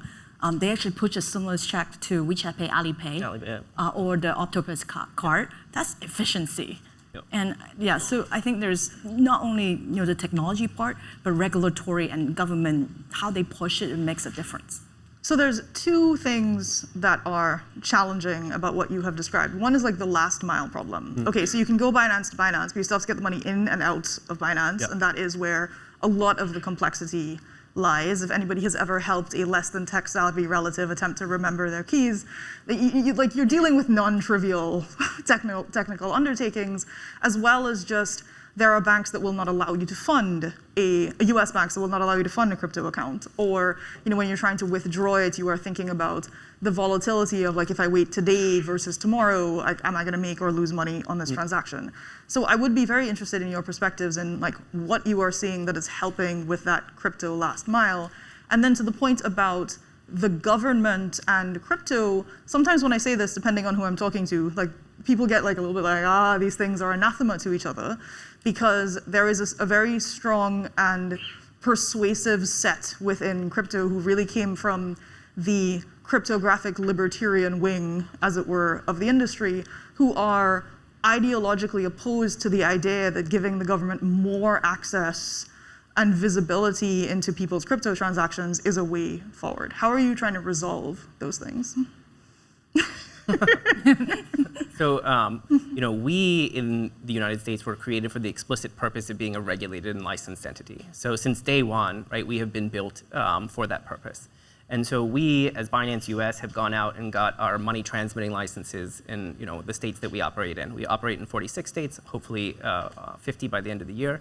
But we have the same licenses as PayPal. And so everything that they can do, we can do. And so what we're thinking about is how do we take this platform and how do we do the things that you're suggesting. We are actively working on that. And I think that there's a lot of things that we can do where we borrow from really other examples in other countries where it's working well. The Hong Kong example is actually a really beautiful example where the government is able to actually effectively airdrop payments into people's banks. And the reason, and then they could do that, we could easily do that in the United States. And that is because every user on our account is KYC'd, AML, and BSA screened. And so we know who they are. KYC, know your customer, AML, anti-money laundering. Yes. Yeah, jargon comes out of the ears sometimes. Yeah, my bad. Not holding it against you personally. Edith, I wanted to ask you a follow-up question because so much of your portfolio, so much of your career has been about projecting who's going to be big, right? I think the myth is, or as you mentioned, that like you were excited about Solana before there was even a white paper written about this token. Where are you seeing like the next Solana or the next FTX potentially coming from? Are they in the US or somewhere else? Sure, of course, of course. I think every single investment, when I think about it, it's always sort of the first principle for, and when we invested in FTX, BitMEX was the #1, also based out of Hong Kong. And the thesis was really simple. We think that there should be another really great crypto derivative exchange. But anyway, I think for us is we look at Solana or the Ethereum of the world basically is the AWS of decentralized web. And if you think about AWS, by the way, the AWS and Google Cloud, they're not going away. Like Web 2 is still here. And very profitable. And but I think like the clear line in my head is, there's just so interesting is being incentivized by the token side of things. So the Solana validator is willing to run the validator because they are earning these tokens. And it makes sense. So it's like an economy of ownership and decentralized web. And what we're thinking and looking at is, okay, on top of AWS, you need to have what will be the next Twilio? What will be the data infrastructure, the more sophisticated payment infrastructure, storage. There's all these monitoring and developers tools that is not even there yet. And people are still complaining. And why? And there are people actually running Solana Nook on AWS too. So there's so many sort of intertwined between Web 2 and Web 3 for developers. That's what we're focusing on. I do think that for us, depends on what you work on. For what we look at, I definitely not regulatory expert and really leave the expert to do this, but it's really all about technology that for the developers. And if now they're starting to see, Solana, I think still monthly active users over 2 million, even with the down market. There are real people using this. And if you look at Binance US, PayPal coming into crypto would be amazing. These are real users, and that get all the developers so excited about it because real people are using it, not all hype. And I think it's actually a really important point because to the earlier conversation, about 70% of our user base has onboarded to crypto through us. We are their first crypto experience. You're the gateway drug. And I think that I think we use different terminology than that. I think that what that shows you is that there is that user base, that there is that curiosity, there is that intentionality to come into this area. And the easier that we can make it for the developer community, the easier that we can make it for customers, the easier that we can solve that last mile problem. These are the things that really help that pie grow. And I think that really are going to create the next FTXs and the next Solanas. What's your average transaction size for that crypto newbie who has come to it through PayPal? I don't actually have that information. And is it more that they are sending gifts to friends, or because I think when folks talk about, there was an earlier session and one of the panelists from Sequoia was like, we want crypto to be at internet scale, right? We want there to be 1 billion people. And my question is often what will they be doing? And can the existing networks handle them? Because we are in a situation right now where even with a relatively limited number of people, we have outages, we have significant downtime, we have every day we have to write another story about people losing a ton of money in hacks. We're not seeing scalability built into some of these technologies at the same rate of the desire to reach internet scale.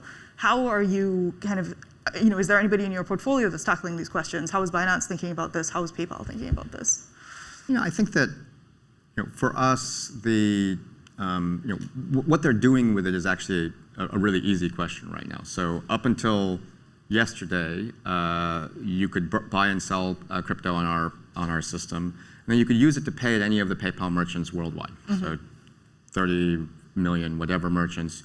If you had PayPal, if you had crypto on our platform, you could use that just like cash or just like your checking account or credit card to pay for goods and services that you can use PayPal for.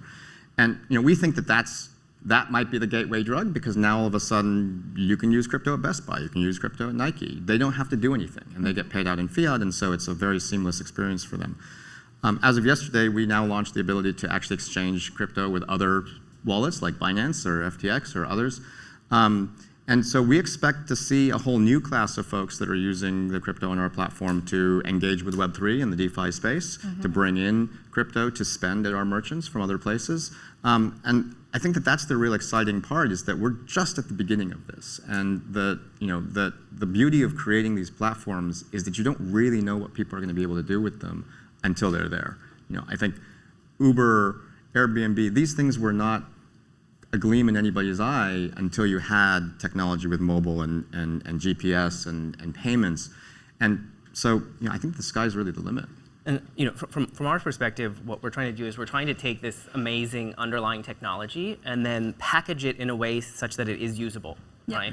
So that's where kind of my tech background comes in, is where can we identify the friction in the process and how can we make it seamless and effortless behind the scenes. And so, we also just launched staking this week. So people, so you can take your Solana, which is live right now, and you can stake it on Binance US, and I think you can generate 5 to 6% yield and return. And we have a new feature called auto compounding, so you can set it effectively and forget it. And what we really focused in on is not just offering staking, because that is kind of the base case, but it's doing it in a way that's very user-friendly and intuitive. So within a couple clicks, you can stake. And so within 24 hours of announcing it, we have already $10 million worth of staking, which is obviously quite incredible for quick adoption. Free money is very appealing in general. Edith, one of the things that I find interesting about the raise capital premise is on your site you talk a lot about it's never too early, right? To come and talk to us, and that you're very interested in these truly early stage companies. But is there anybody now that you're seeing that you're like, I wish that we had spoken to them kind of in that crypto context? Not him. Of course. Of course, Binance. I think what's really interesting to us recently, even with the downturn, we just invested in an engineer left a block because he really wanted to launch certain things and it couldn't happen. So he left, and we're the only investor there. And then we just invested in another engineers that have worked on Libra at Facebook before. Again, very, very frustrated and wanted to build something on their own.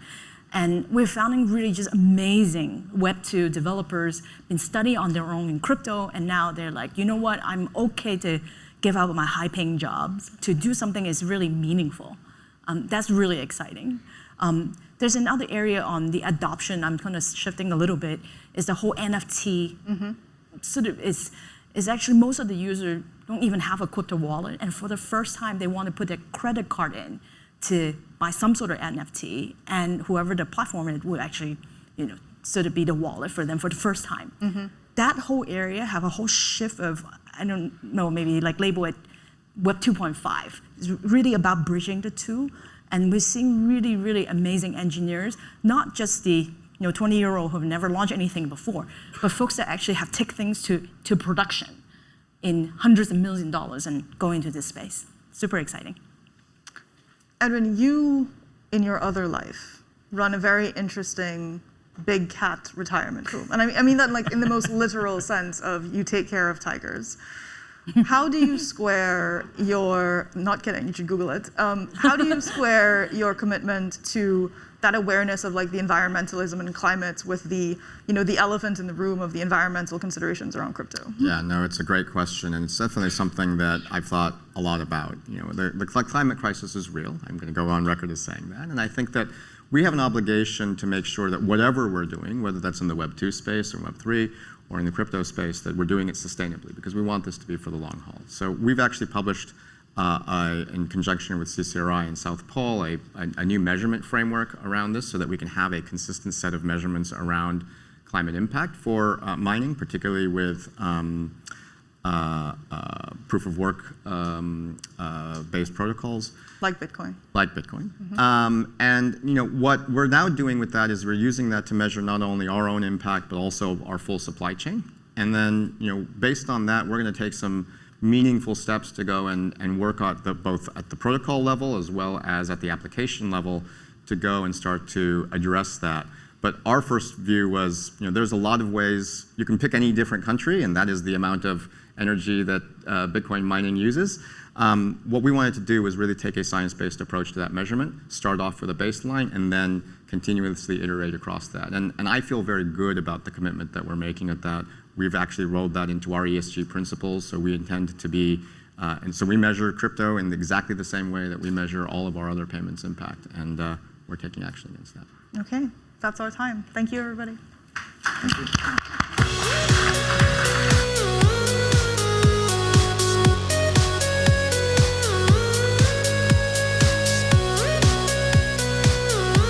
Please welcome to the stage Cybersecurity and Infrastructure Security Agency, CISA, Chief of Staff Kirsten E. Todd and Bloomberg's Jeff Stone.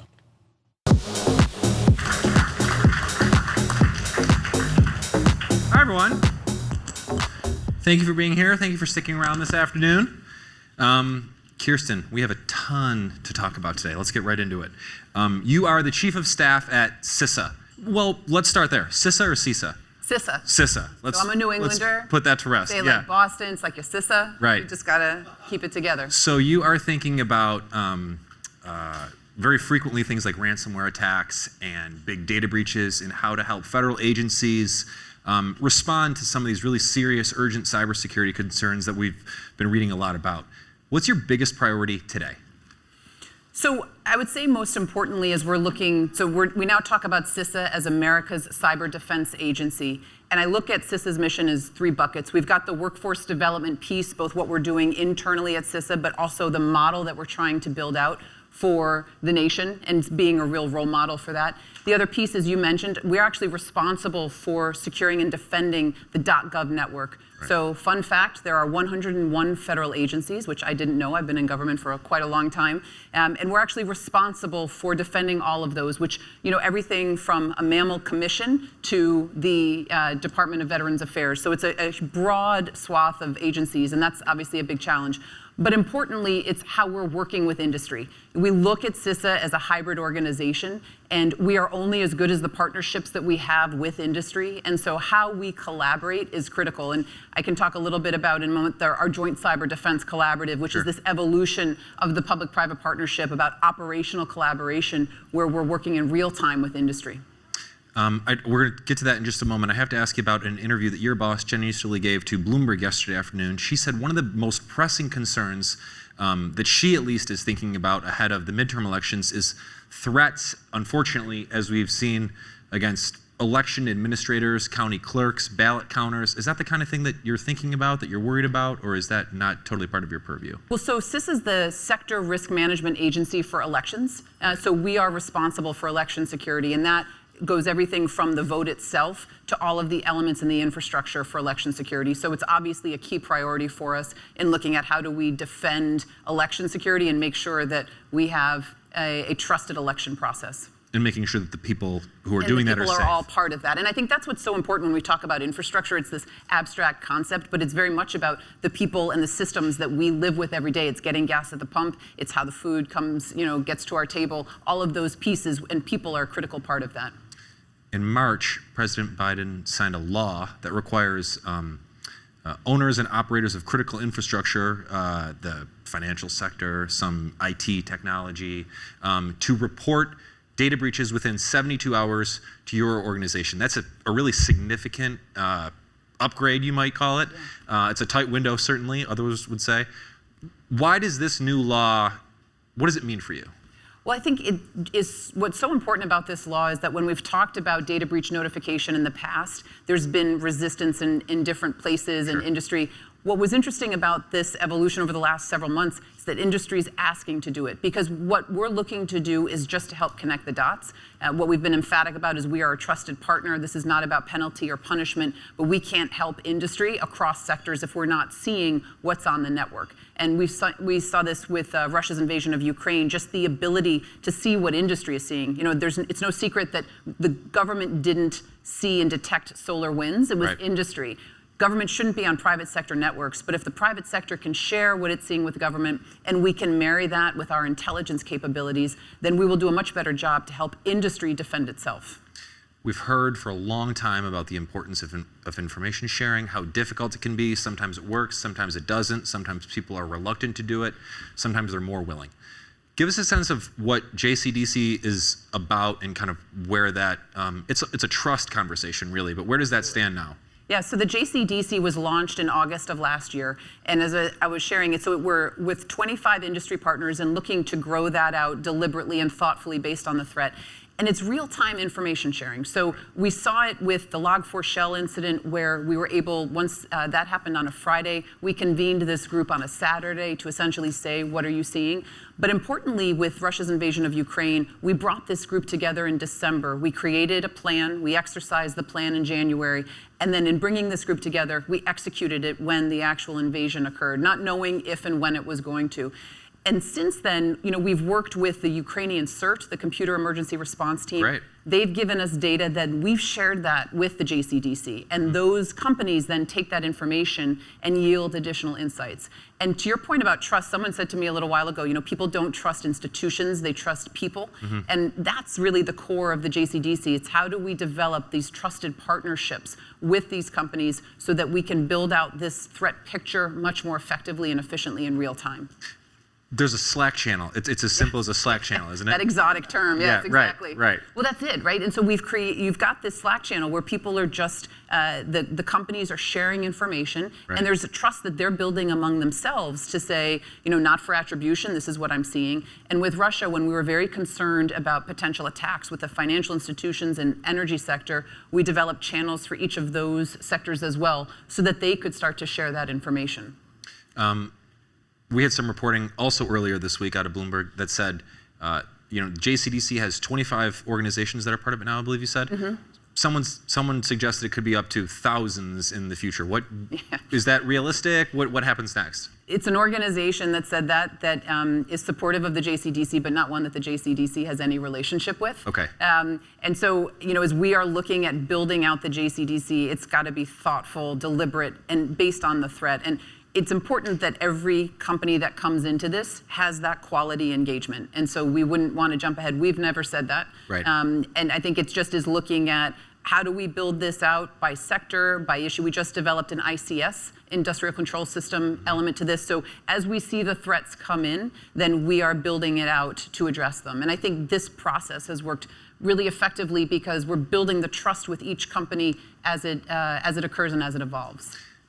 Give us a sense from your perspective where the ransomware threat stands now. We have seen some U.S. officials suggest that this is less of an issue maybe than it might have been a year ago. Some have said this certainly isn't going away soon.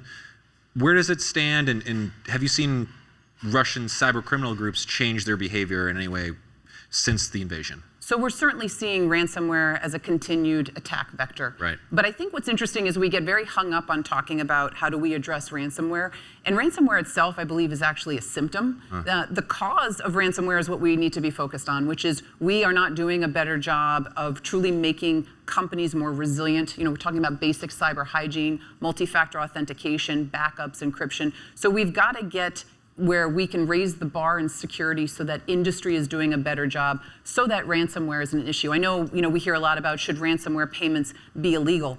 That might be a destination, but we have a long way to go before we get there, because if you're a small state entity in the middle of America and you get a ransomware attack and we tell you you can't pay and the community goes down, that's not the right answer. But we've got to help small businesses, state and local entities, those that don't have the resources, be educated and have the resources to prepare themselves to be more resilient so that ransomware isn't an issue. Ransomware is a threat. I think it will continue to remain a threat, but then there'll be the next threat. So it's how do we actually create that resilience for industries and for state and local entities as well as small businesses. You've thought about this before you joined DHS in your prior organization. Give us a sense of how do you start to slowly flip that switch if you're a smaller organization that doesn't have a massive security team? So one of the things that we did after I served on President Obama's Commission on Cyber, we founded a nonprofit that looked at the role of human behavior in cybersecurity. And this is just really about how you take the human behavior element to cyber hygiene, about authentication, multi-factor authentication, educating employees and small businesses. So I think the way that you do that is just start simple, which is one of the reasons why CISA's launched this multi-factor authentication campaign. And this week we launched our More Than a Password campaign, which is another way of looking at MFA. But the idea is just start with something very fundamental.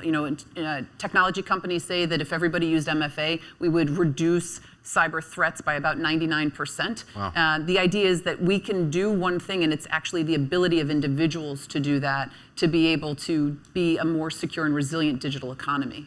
We also know that when organizations are hit by ransomware, a lot of them do not tell the government. You don't have to do this.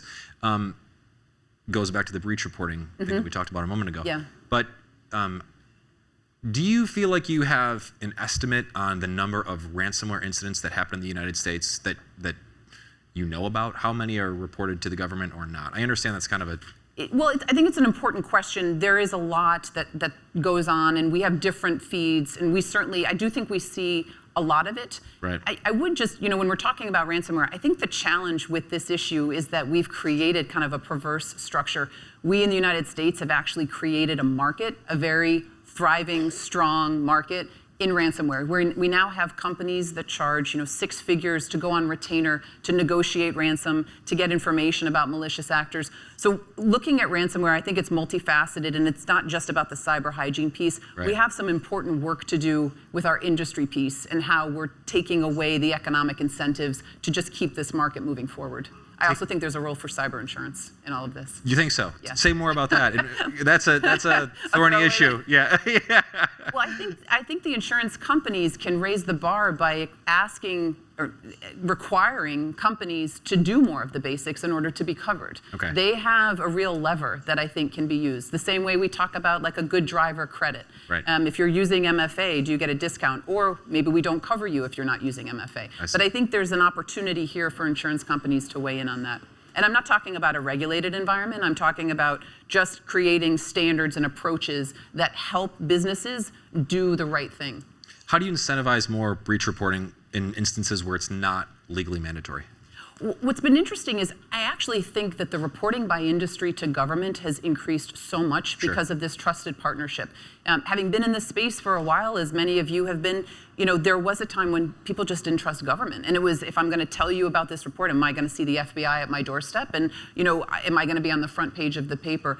We have worked so hard at CISA and government for many years now with other partners to build that trust. And I think even what we've done in the last 12 months has been critical. So businesses are seeing the value of sharing that information because our role is not to penalize or punish, but to help. Because if we have data from one incident, one breach, we can look to share that across sectors, and we can do a better job to create that security.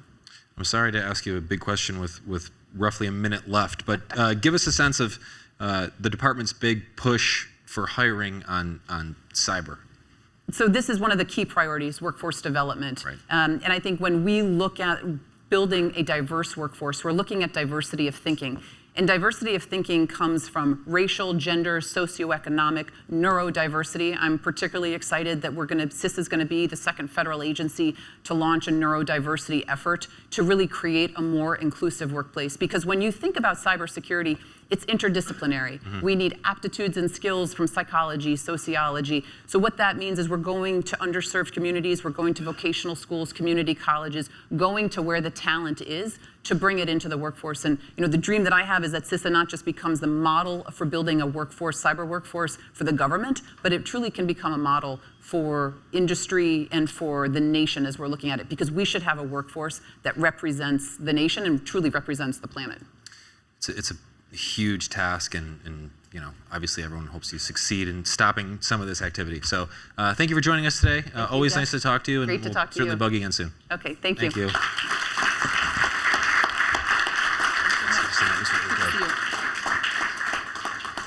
All right, you're stuck with me for a little bit longer, everyone.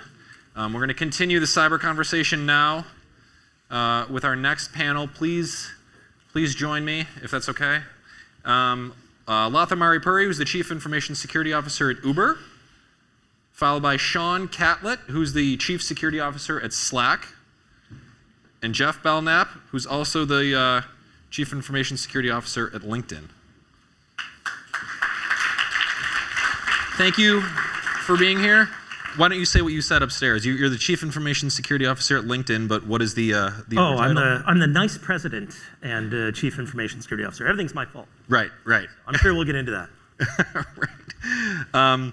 Okay, so again, a lot to discuss. We know that stocks, particularly in the tech industry, are going through a tough period over the past few months.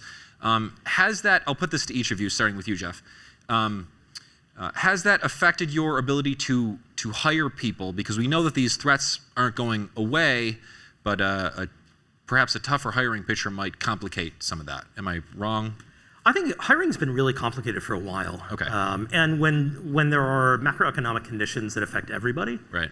I don't think it really affects our ability to recruit. I'm curious what my peers say. It's been hard for a while. I don't think this is making it any easier. Yeah, from my perspective, similar to what he said, it's macroeconomic things. Security is really like a kind of secular position against any sort of trends, up or down. If you're you need security either direction, and so I think it really comes down to pace and speed, which definitely can have an effect. But I think in most cases, and I think for each of the companies that we work for, and I think in the spaces that we work, I think that it's going to continue to be strong. But it's a challenging environment, period, with remote work and with people taking different opportunities. And I think that's probably the larger challenge versus a macroeconomic. Right. What do you think, Latha? We've been lucky at Uber to have a strong pipeline of talent that want to continue to join the security and privacy program that I help oversee. I think it's interesting because while security talent has always been hard to find, there's just less people than there is demand. But one of the values that we have within Uber is great minds don't think alike, and so we really look for diversity in our hiring.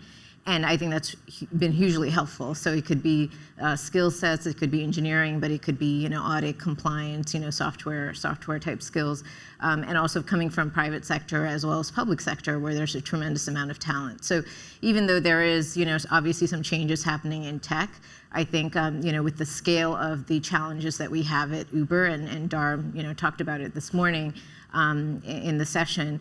I think it's still a very attractive, industry for people to get into, and then Uber because of the challenges that we have to solve, right, from an infrastructure and scale perspective. You're also thinking about neurodiversity, like Kirsten Tye just mentioned, aren't you? Give us a sense at Uber how you're thinking about hiring a little more specifically. Yeah, so we, our team is global in nature, because obviously Uber is global in nature. We operate in over 10,000 cities, so we like to be close to the communities that we're serving. So the security and privacy team is spread out quite a bit, as is the rest of Uber. And also from a skills perspective, having senior folks is very important with 10, 20 years of experience, but also recruiting from university. We have an intern program that we're doing this summer, which I'm thrilled about, because that really creates a strong pipeline for us. What are some of the threats that each of you are seeing most urgently? Is it ransomware, or is it a little bit more nuanced? We'll start with you again. Yeah, I think ransomware has not gone away. And it's still a major concern because now where, maybe 5 years ago, ransomware was something that, just kind of happened occasionally. It was very endpoint focused. Now it's something that is an enterprise that criminal organizations are focused on monetizing your inability to operate your business. It's a much bigger concern from that perspective. At the same time, I think you're also seeing it be much easier to afford executing an attack against people, even if you have MFA. So I think that's where my concern is. Like, ransomware is still a concern, but it's getting cheaper to run sophisticated attacks. What kind? I think it is inexpensive today to bypass standard TOTP 2FA, where usually you would rely on that as like a bulletproof defense. It's getting really cheap to do that. What about its Slack, Sean? Well, I think in similar form, we have to look out for, threats to our application. Obviously, we're really focused at an enterprise level, to make sure that we're protecting, our enterprises who are our customers' information. Right. So a bit different than like the consumer side, but we still have a consumer-centric app. We want to make sure that people can use that, have the utility of that application without locking it down and making it feel like a banking application, except on the security side. So really, for us, I agree with Jeff. Definitely threats to authentication and the way that a customer reaches your application, and then ultimately the way that a customer can be assured that we have their back, and making sure that we're detecting threats and passing information on to them.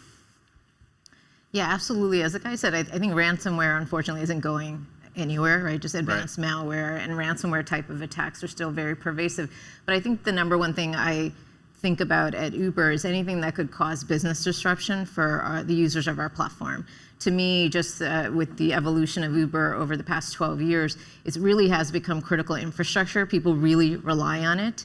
And if there is any type of cyber attack that impacts that service that we're providing, I think that's paramount. Like, we would not want somebody to be stuck somewhere, because they're unable to use the service. So absolutely, ransomware, any type of data loss, IP loss is always top of mind, but also to make sure that we're able to serve, all of these customers that we have globally, I think is probably the number one cyber risk that we think about.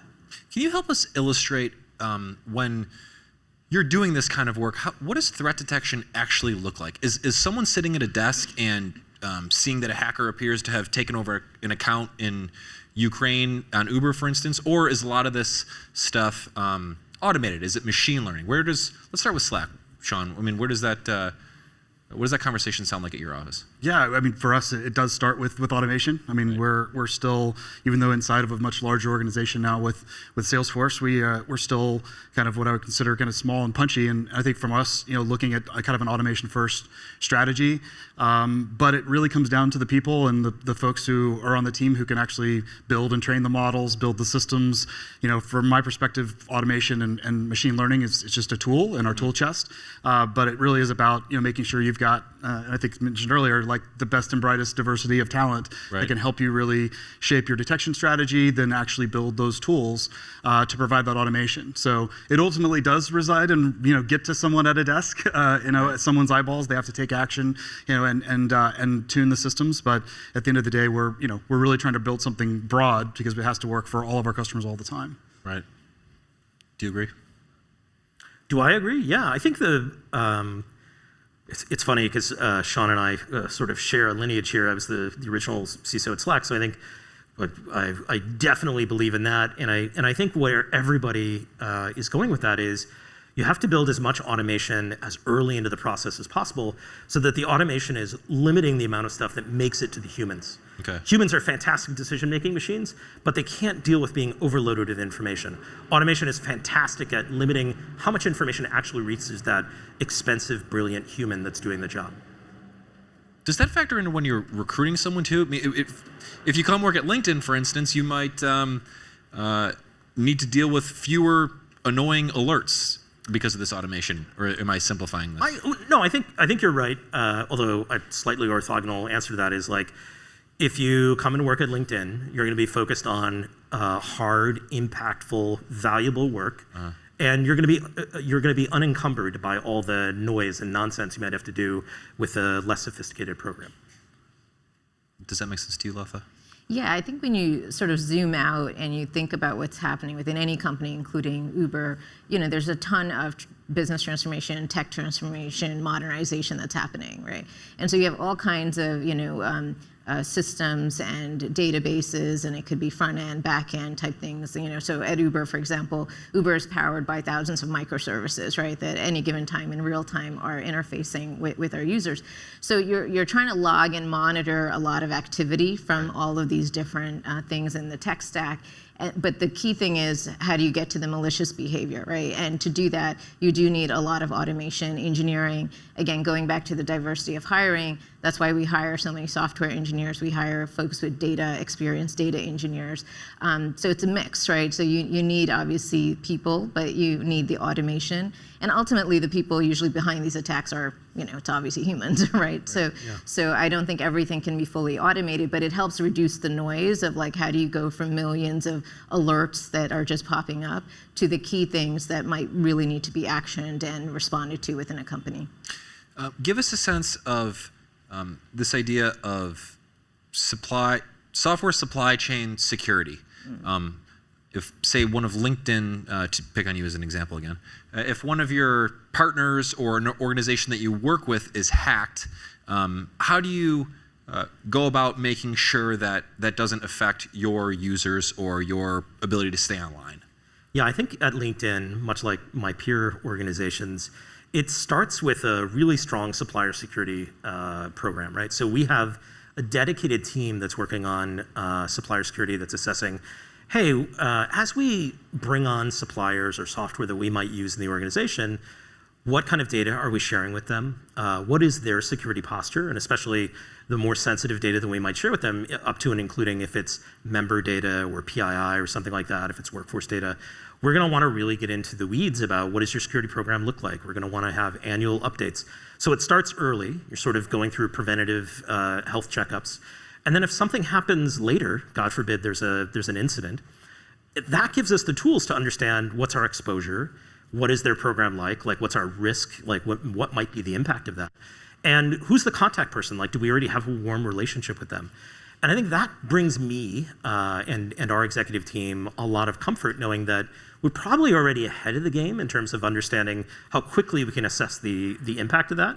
And and I'm curious what Sean thinks with your background in incident response, but I feel like the faster you can respond to a problem, the higher the chances that it's going to have a less dramatic impact on your business and your customers.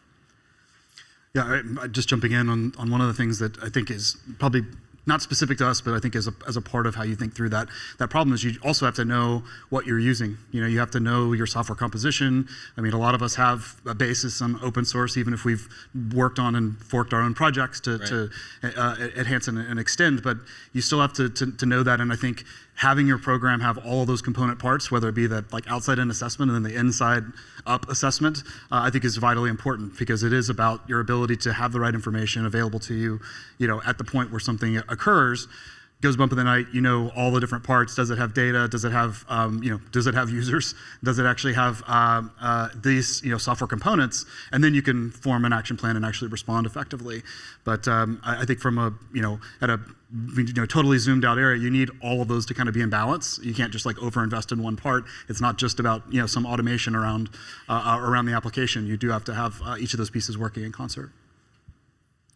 Yeah, I think, so many companies are still struggling with the basics of understanding the assets that they own and the systems and what devices are employees using and are they being kept up to date and secured, right? So that's one layer of it.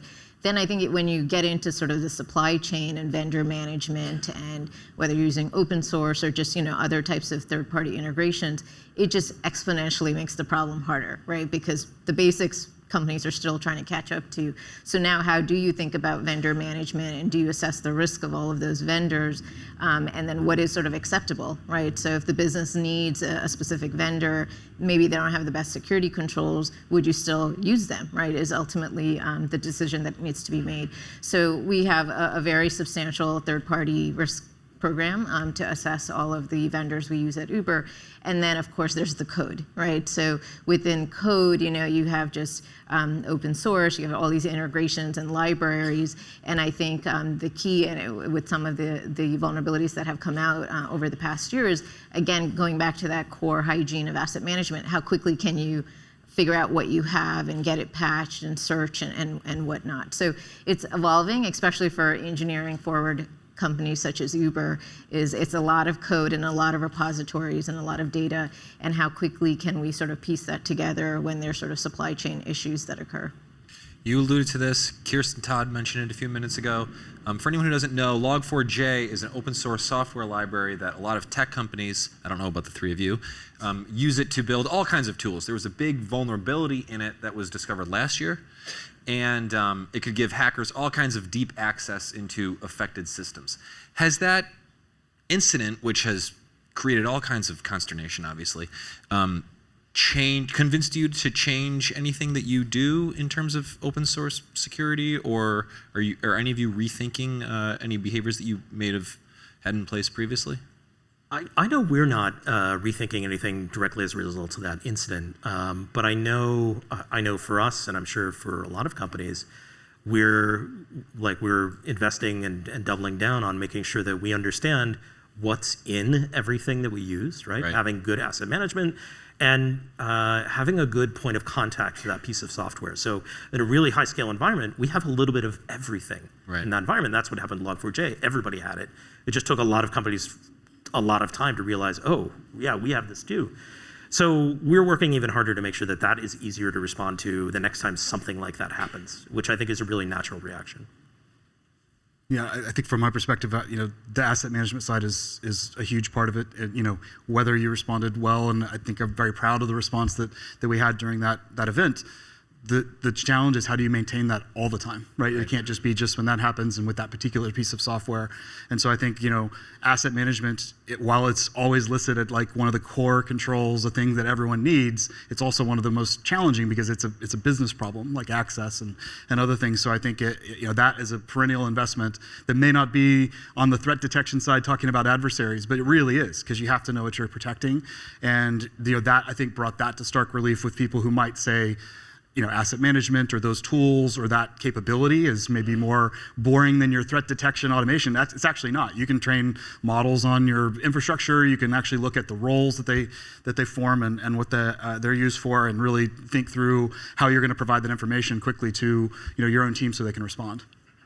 I take your point. Maybe it's not as sensational as like, oh, Chinese hackers are doing this now. It's like, oh, but here's a way that they actually could get in, right? Yeah. Okay, interesting. Kirsten also mentioned the idea of breach notification, how that's evolving, this trust between the government and companies like yours. Are there incentives for communicating with DHS or FBI or other government agencies when it's not legally required? It doesn't even need to be a breach notification. I'm not sure if you're sharing information about the kinds of things you're seeing among hacking groups or different kinds of threats. Are those conversations happening? Should they? Where does that stand? Yeah, I think the partnership between the public sector and private sector is incredibly critical. And I think we saw that just in the past 24 hours. There were some notifications helping guide companies, right, such as Uber, of potential, adversaries and some techniques that were happening within the telco space. And the government issued a number of notifications yesterday. So I think that partnership is really critical. And I think in terms of breach notification, obviously this whole space, depending on the industry you're in and the countries you operate in, is highly regulated and watched closely. And I think it's something we stay very close with, just on the security side, privacy side, legal policy side, globally, just to make sure we meet any of those requirements, which are ever changing, by the way, in terms of what you need to notify, when you need to notify, how you need to notify it, right? So I do think that's evolving. But the key thing I think I can speak for the guys is if there is an issue, how you respond and making sure you're transparent both within the company as well as with ultimately any users that are impacted. Nothing to. No, I think CIS is doing an amazing job. I think all of us have lived through the last decade plus of it being really hard to share with the government in general, just logistically hard to do. And then just suffering from, you didn't get anything back. Like you would never get anything unless God forbid somebody knocks on your door and says like, hey, you're breached, which is not the relationship you want to have with the federal government. But I think now, we're seeing the beginning of a different time where like recently FBI was doing briefings with people to sort of brief them on the Lapis stuff. CISA has been sharing indicators and being outbound and really engaging the private community in a really positive way. So I'm excited about that. I'm excited for seeing some regulatory and legislative changes as well that enable companies to share even more data so that we can all understand how breaches happen, how a recent breach might have happened in another company, and all learn from that and be able to prevent it at your own organization. What is the so I gather it's helpful to have threat information, it sounds like, from them. What is the trick when it comes to the amount of time that you can actually act on that? Is it happening fast enough? Where is something that we might look for improvement, for instance, with that process? Yeah, I think it goes back to our earlier conversation about monitoring and automation, is that when the government does, it's usually called indicators of compromise, or IOCs. They'll say kind of here are the 10 fingerprints that hackers were, sort of left behind that maybe you should search your company, environment for, right? So in terms of speed, I think, again, as Jeff mentioned, they've been very proactive, which is awesome, to get that intelligence into the hands of folks like us. Then it's up to us to go search our environments, right? And so then it comes down to, what is the technology stack you have and the automation and skills, and how quickly can you do that? And there's definitely a balance between speed and accuracy. Sure. That we face, and getting a lot of information that's inaccurate to go hunt through your environment thinking it's that important is also not as helpful as something that you know and receive and know that there's true positive maybe even, against something that you own.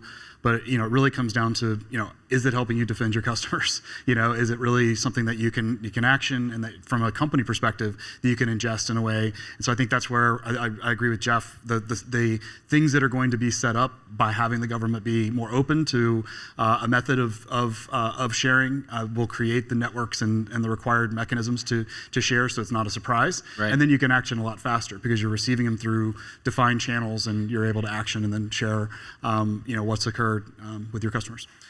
I know that each of your jobs involves a lot more than making sure that things aren't stolen or hacked, and I hope you can give us a sense with just a couple minutes left to what extent you're thinking about navigating different regulatory environments. Obviously, LinkedIn pulled out of China last year, toward the end of last year, and how much different expectations of different governments are on each of your priority lists.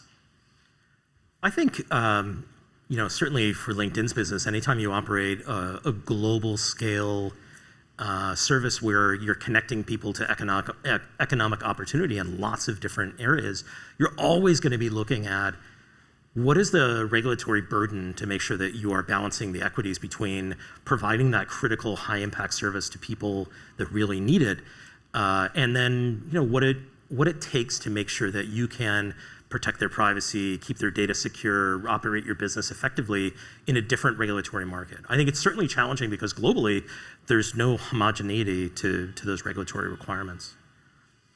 Yeah, and I think from the perspective of, it's all about the data, depending on the product, but, from the perspective for us, we would be thinking about how do we protect this information and, keep it resident where the customer expects. That's probably something they may have paid for, and that, we have to assure that. And so that's an entirely different regulatory environment than maybe another country, another location in the world, and that's an extremely challenging proposition for us. But I like that nexus of security being at the forefront of really helping, shape that and protect that information regardless of location.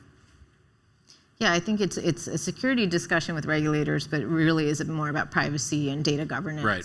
And some of the regulators now requiring encryption, for example, depending on the different countries. So I think it's evolving. I think the key thing is to make sure we're transparent with our users on what we're doing, as well as continue to try to meet those regulatory obligations. Because in the case of Uber, we do need that relationship and those approvals to get licenses in all of the different markets we operate in. Latha, Sean, Jeff, thank you. Very helpful stuff. We wish you the best. Thank you for being here. Thanks a lot. Thank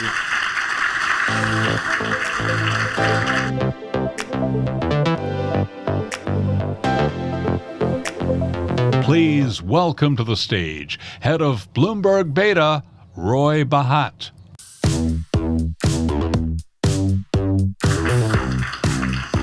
All right. So for years, we have been coming to tech conferences and we've been talking about talent. And the question I want to raise with you for a few minutes is, what if talent wants something actually very different right now? What if talent wants a new kind of power? And we have an opportunity as the tech industry to reimagine what it means to be a talent-first kind of an industry. So I said earlier, our VC firm focuses exclusively on the future of work, and we see a new movement, this movement toward a new kind of labor organizing as that opportunity. So I want you to imagine something, which is you get an email from the following address, insert your company's name here, your company name, union@gmail.com. The email says the employees of your company are unionizing, and in fact, there's already a website and social media handles, and a campaign is underway. And for some of you, you might sit there and think, well, that's interesting, but probably won't happen to me. It's kind of a curiosity to ignore. Some of you might think of it as something that you dread. And it is happening more and more, and it might happen to you and your company. In fact, if you look at what has been happening for years now in the tech industry, you can see one example after another of organized tech talent forcing companies to drop customers, to resign from presidential appointments, to get more active on a social issue like climate change or Black Lives Matter and more. And it turns out that tech talent, when it's organized, is the constituency that has the most leverage to get tech companies to change. More than investors, and I can say that as one, more than the street, more in practice than government, more than customers, And of course, this is the world that we created because our industry started 50 years ago, giving ownership to virtually every employee. We compete on corporate perks, at least in good times. And so what if talent wants something different now than what we've been giving them? And while many people who work in tech are economically secure, we live in a country, in an economy where many people are not. People in tech do want to see companies take stances on issues that matter to them. And they've tried many ways of exercising their power and their voice. And the current company engagement strategies, where you ask in a survey what people want and give them bagels if they want bagels or some kind of new tool, are just not cutting it for many people. And talent's attitudes are changing toward labor and unions in particular. So what if the most important, underrated CEO skill of the future is one that isn't even taught at most major business schools, which is how to lead an organized workforce? And so I'll just share there are a lot of forms of labor organizing. This is the Google walkout from 2018. Workers come together, in this case, opposing hidden facts about company treatment around sexual harassment and wanting more disclosure. And most of the organizing in tech has looked like this. In the US, when people say labor organizing, they often think it's only unions, but that's not the case. That said, unions are happening too. I mean, you can see it at Alphabet, at Amazon, at Activision, just the letter A's. And a union is just a kind of labor organization that has some legally protected rights. Some of the unions are big and national, Communication Workers of America, some are international, some, like the Amazon Labor Union, are independent. But the way this organizing in tech is happening is because tech is different from other industries. For example, a lot of workers say the reason that they are organizing is because they love the companies where they work. They want the companies to live up to their values. They're using technology, including, ironically, some of the very same tools that corporations install to improve communication, but also tools that offer encryption or anonymity and some purpose-built tools for labor organizing. And so what should business leaders do? And the old playbook was, if this happened, you said, uh-oh, like this is going to be awful, fight it at all costs. And it's possible that there's another way, because I think that if we're going to be an industry that says we value talent, it's very difficult for us to say we value talent and at the same time fight things that talent says that talent wants to do. So why might we want to do this? Well, the right labor organization can be good for companies. There's plenty of evidence that it can attract and keep talent, that it can make managing easier.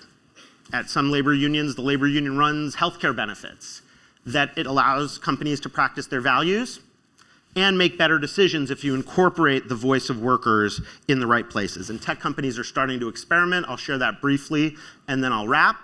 Glitch is a company where unionization happened. They said, well, it's going to happen anyway. It's inevitable. We might as well voluntarily agree to negotiate with the union. Nava, which is a GovTech company, did the exact same thing. Honeycomb is running a year-long experiment with a worker-elected member of their board. And in private equity, and tech private equity as well, there's an effort underway to spread ownership broadly throughout companies.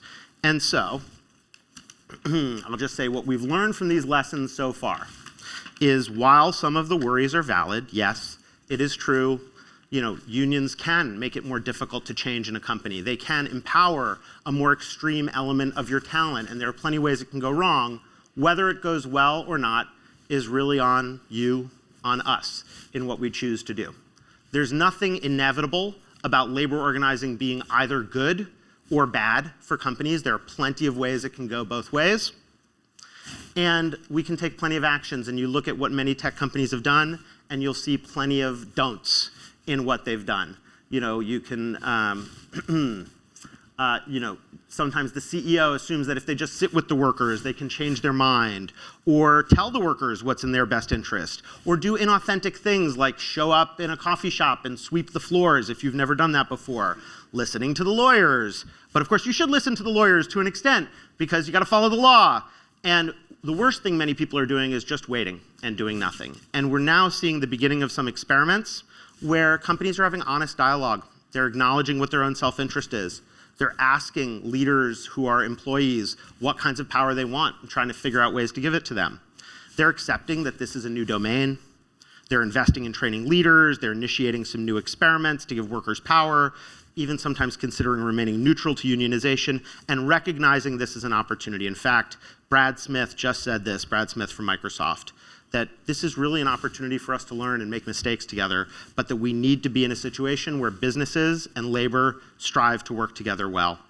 One group where that's happening is the Aspen Institute has a business roundtable on organized labor where many business leaders are gathering and trying to figure out what this future might look like.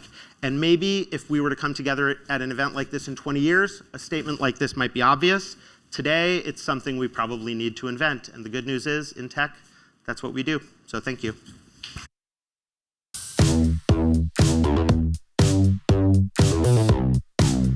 Please welcome to the stage Expedia CEO Peter Kern with Bloomberg's Brad Stone.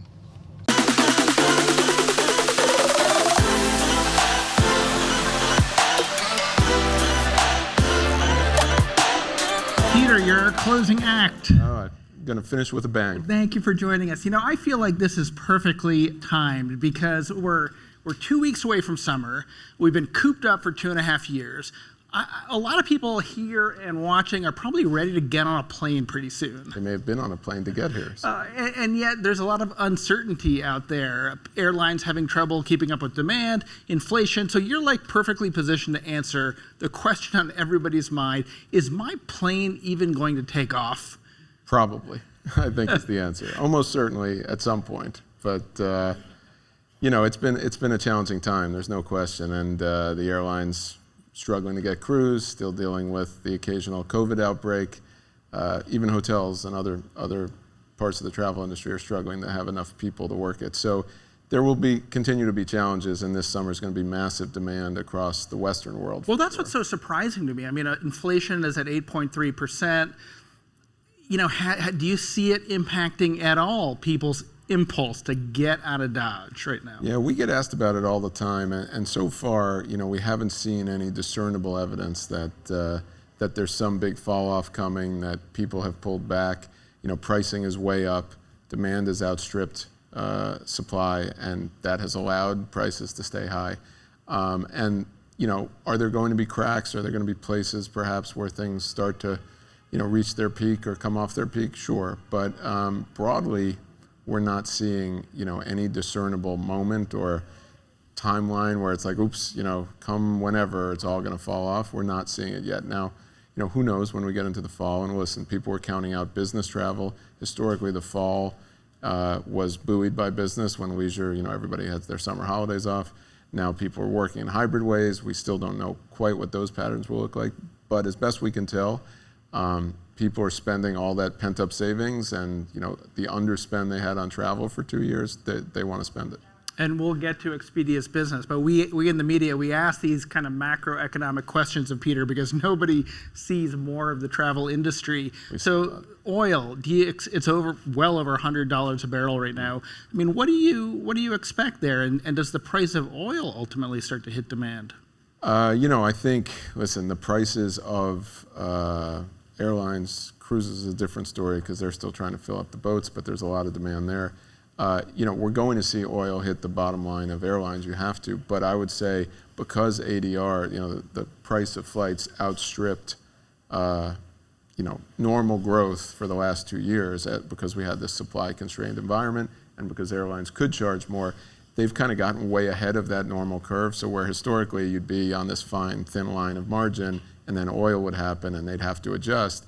They're way ahead of that line now. So whether they need to, you know, continue to adjust and can adjust further up, I'm not sure, but I think they've built in some cushion there. So I'm not sure we'll see it as directly as we might have in a different time. Okay, and how does all this hit Expedia's business? So you've got demand is high, but increasingly the airlines are cutting back. Delta has made a major announcement. Yep. All airlines are canceling flights. What is that doing to you?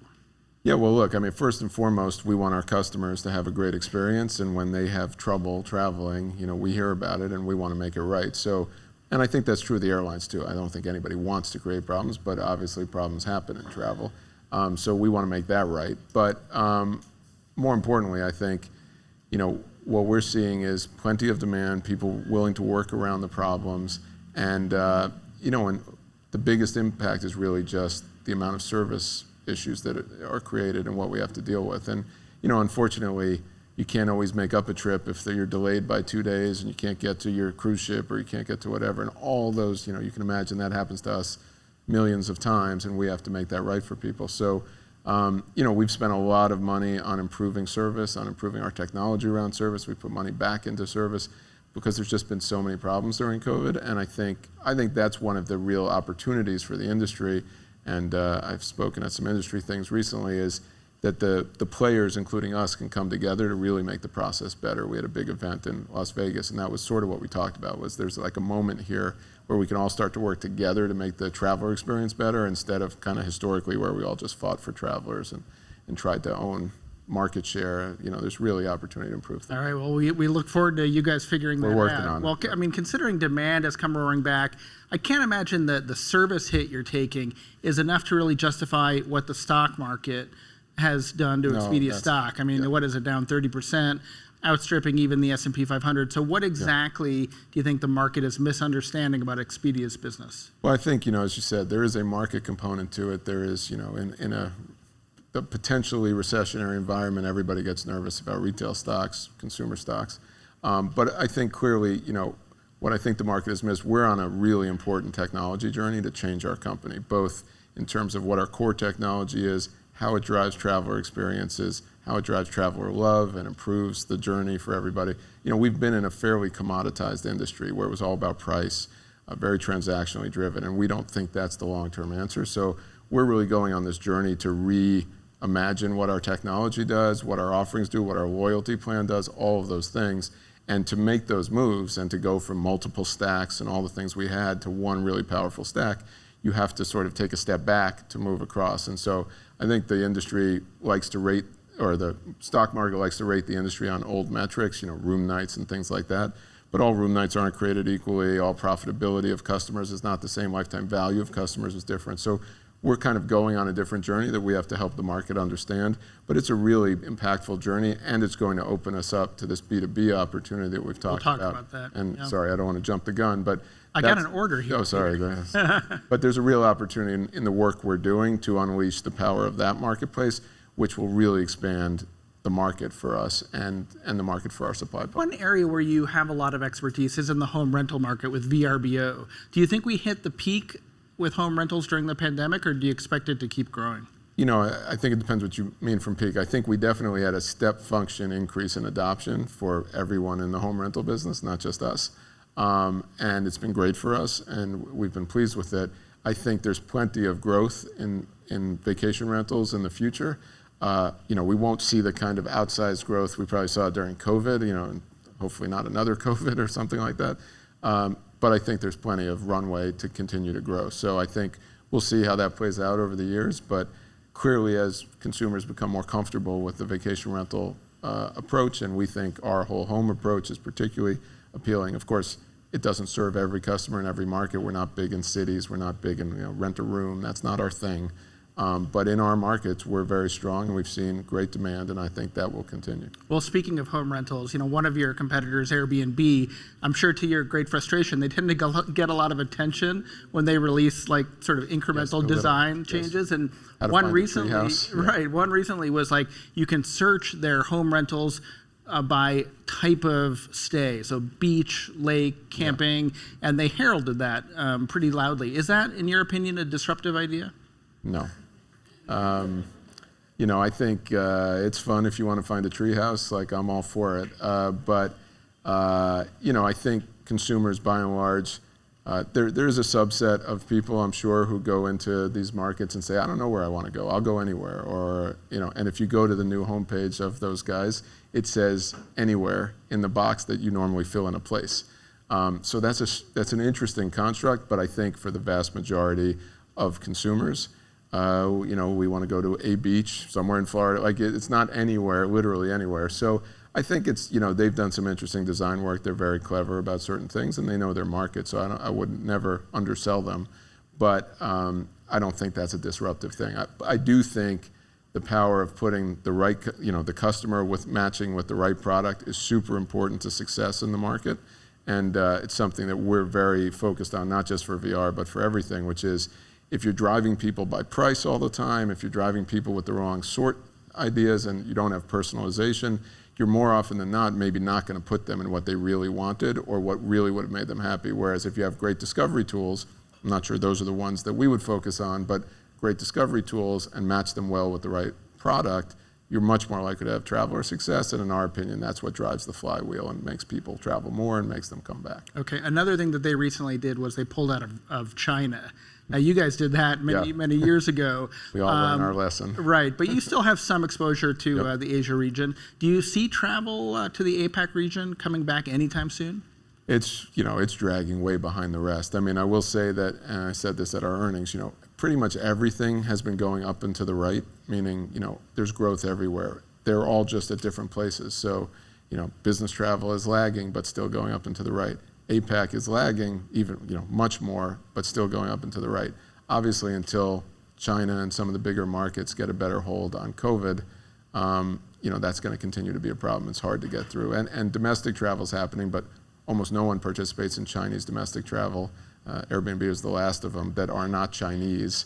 And some of the other markets are pretty small places. There's just not as much domestic travel. So if you live in Singapore, like once around the island, then you run out of places. So that's an issue, and we don't participate terribly well in domestic travel. But we have many partners there through our B2B business, including in China. We power C-Trip, a bunch of C-Trips outbound travel. And we're missing that business now. We'd love to have that back, but until people can travel internationally, it's not going to be there. Now, Brian Chesky recently told his employees they can work from anywhere. And Elon tweeted that Tesla employees need to get back to the office or they're fired. I say we put them in the ring. Well, I know you've got some Expedia folks here, so I'm sure they're curious to know, are you more Elon or on we're the right. Chesky We side split we were Solomonic about it. We split the middle. I think we believe in both. Like, we understand there were some benefits found during COVID and hybrid work, and there's some benefits to people's lives and how they manage their work and getting rid of certain commutes, certain days, and other things. We'd like to keep the benefit of that and still get people back to work because we clearly see that when we're together, we're more productive, certainly around certain topics and certain things. Now, programmers often spend, I'll take a microcosm, a programmer might spend all day in an office with headphones on writing code. That doesn't necessarily have to happen in the office, but when there are team things that have to happen, when you're reviewing, products and other things. So what we've said is 50% of your time or more in the office. It's driven by each team. So a team leader can say, we're going to meet on Tuesdays and Thursdays, and the rest is up to you, whatever. And look, I'm old school. I believe good things happen. And during COVID, a couple times when we got really frustrated with problems, I would call in my team or a certain team and be like, meet me in Seattle. We are going to finish this. And in one day, we would get a month's worth of Zoom meetings done and get something out. So it is powerful, and I think people underrate it. And when they come back, they usually feel it and understand why they miss it. But it's been a hard transition, and we're going to have to renormalize and kind of coming back to hybrid. Just as summer's coming, everyone goes on vacation. It's going to take. We'll see in the fall. Right. Let's talk about some of your new initiatives. So in May in Las Vegas, you announced something called Open Platform to bring Expedia tools to any company or even individual with a web presence. So tell us how that would work for, say, a social media influencer on their TikTok channel. Sure. Well, first of all, it's called Open World, and that's how we've renamed our platform. And our whole strategy basically to expand the ecosystem and use our technology to enable many more people to drive travel demand. And that takes a few different shapes. So I'll get to your question, but we have many partners like airlines, hotel companies, et cetera, who use our technology to sell other things. So we just started powering Delta's rental car business. We power many airlines' package businesses and so on. We've been doing that for a long time. It's quite a big business for us.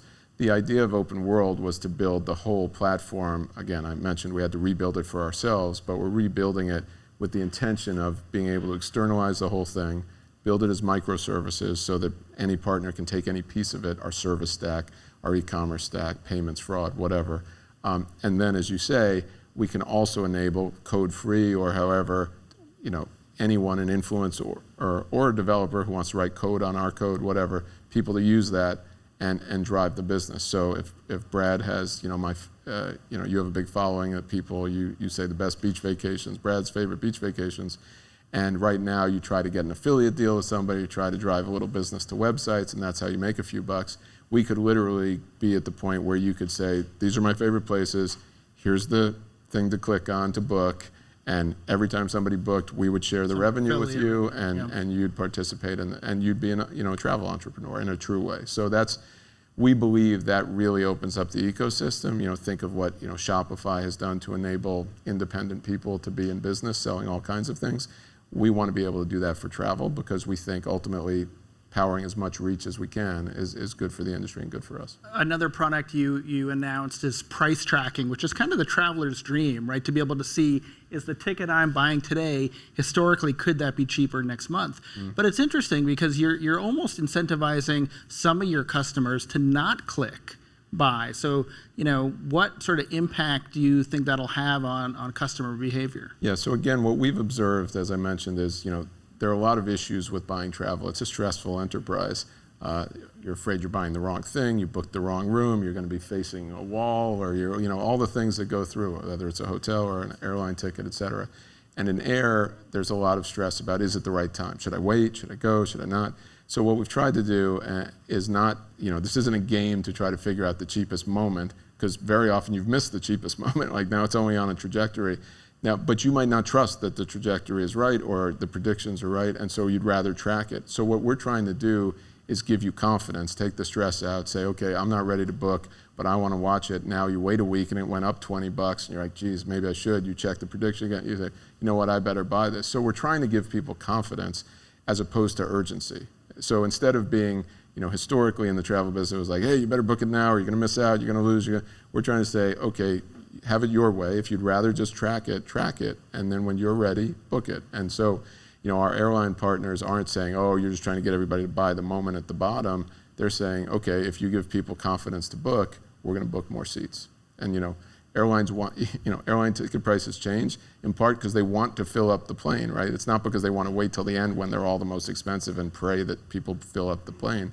They want to fill up the plane. So Peter, Expedia is a huge customer of Google's. You're a big, maybe the biggest advertiser, but you've also been what I would call maybe a sort of subtle critic of Google in the past. Once I read a couple of years ago, you said of a possible Justice Department scrutiny of Google, hopefully it will create a fair marketplace for us. We have no axe to grind except that we don't think the marketplace is equitable. And I'm sure you'll continue to be subtle in your comments here, but is there still an imbalance in the marketplace? Yeah, listen, I think Google has a lot of power, and we have issues with some of their products and some of the issues around how they advantage some of their products and disintermediate, the industry. And that's what I was alluding to in those comments, which is we certainly welcome a more benevolent monopoly that treats the marketplace fairly. There are some things they do that aren't like that. There's plenty they do that are, and we sort of accept the game as it is laid out to us and have to play it. But my comment was, if somebody wants to help them see the light and come to a fairer market, we will probably benefit from that, and so we're certainly in favor of fairness. Well, it's interesting because there are now some bills that may or may not come to the Senate floor this summer, like Amy Klobuchar's bill, that would ask the big tech platforms or force them not to kind of engage in self-dealing, right, and privileging their own products. You could see this having a very significant application to what Google does with travel. So how do you feel about Klobuchar's bill, and what do you think the prospects are? We've cooperated in every jurisdiction when legislators want to talk to us about how the markets work and understand it. I'd say the EU's, well ahead of the US in terms of addressing this, and has always taken a slightly harder edge on technology companies in general. And I think the issue is not whether people will decide it makes sense, but more how they apply it. It's great to say it should be fair, but how do you make it fair? And how do you constrain it? And we're not looking to hurt anybody's business. Google's going to be Google and be a multi-trillion-dollar company. But if they can come up with the right ways to apply the rules and come up with some rules that are fair, we think that's good. And the same applies here. Have you talked to the Justice Department or Congress recently? I have not. Okay. We've got about a minute and a half. I've been curious about sort of what you learned from the pandemic? You know, you've been doing this a long time. Not saying you're old, but your resume is long. You know, what did you have any leadership epiphanies from leading Expedia through the pandemic? Yeah, I would say there were differences. I don't know if they were epiphanies, but you know, we definitely had to be more communicative. You know, people were suffering, people were struggling. You know, whether it was personally to deal with it, whether it was, boy, I work at a travel company, is that a good idea during, you know, a pandemic? And keeping everybody engaged, you know, I definitely had to communicate a lot more. And, you know, there's a real difference between communicating in Zoom and sitting in front of a room full of people. On Zoom, everybody's 12 inches away from you, and there's something kind of intimate about it, even when you're talking to 1,000 or 15,000 employees. So I think communications and the power of that, and to like bring everybody together instead of kind of the separation of like, oh, CEOs on stage talking and whatever, you know, that was powerful, I think. And, you know, and I think beyond that, it reinforced for me the maxim we all know, which is, you know, never let a good crisis go to waste. I mean, we really took the time to make a major reimagining of what we were going to be and how we were going to go about it. And it was a lot of work and remains a lot of work. But, you know, it was enabled in large part because we could do something dramatic in that moment that, you know, is hard to do on a regular way day. And so maybe that just reinforced for me that maxim's a maxim for a reason. And we've certainly tried to do everything we could with the opportunity. All right, Peter, I always like to end my onstage interviews with a lightning round. Uh-oh. So strap in. Ted Lasso, sorry. Favorite place to travel to? Italy. Okay. Best airport in the U.S.? Is there a best? I don't know. I hear New LaGuardia is pretty nice. Well, was that? Okay. Best airport in the world? Probably in Asia, right? Probably, yeah. I don't know. Those are tough questions. Okay. Singapore is pretty great. When you travel, are you a hotel guy or a home rental guy? Depends what I'm traveling for. I'm staying in a hotel this week, and I've rented lots and lots of homes all over the world. And any travel plans this summer? I'm going to London to spend time with our teams in London for most of July, and then hopefully get a week or two off in Italy. Awesome. All right. Peter Kern, thank you very much. Thank you.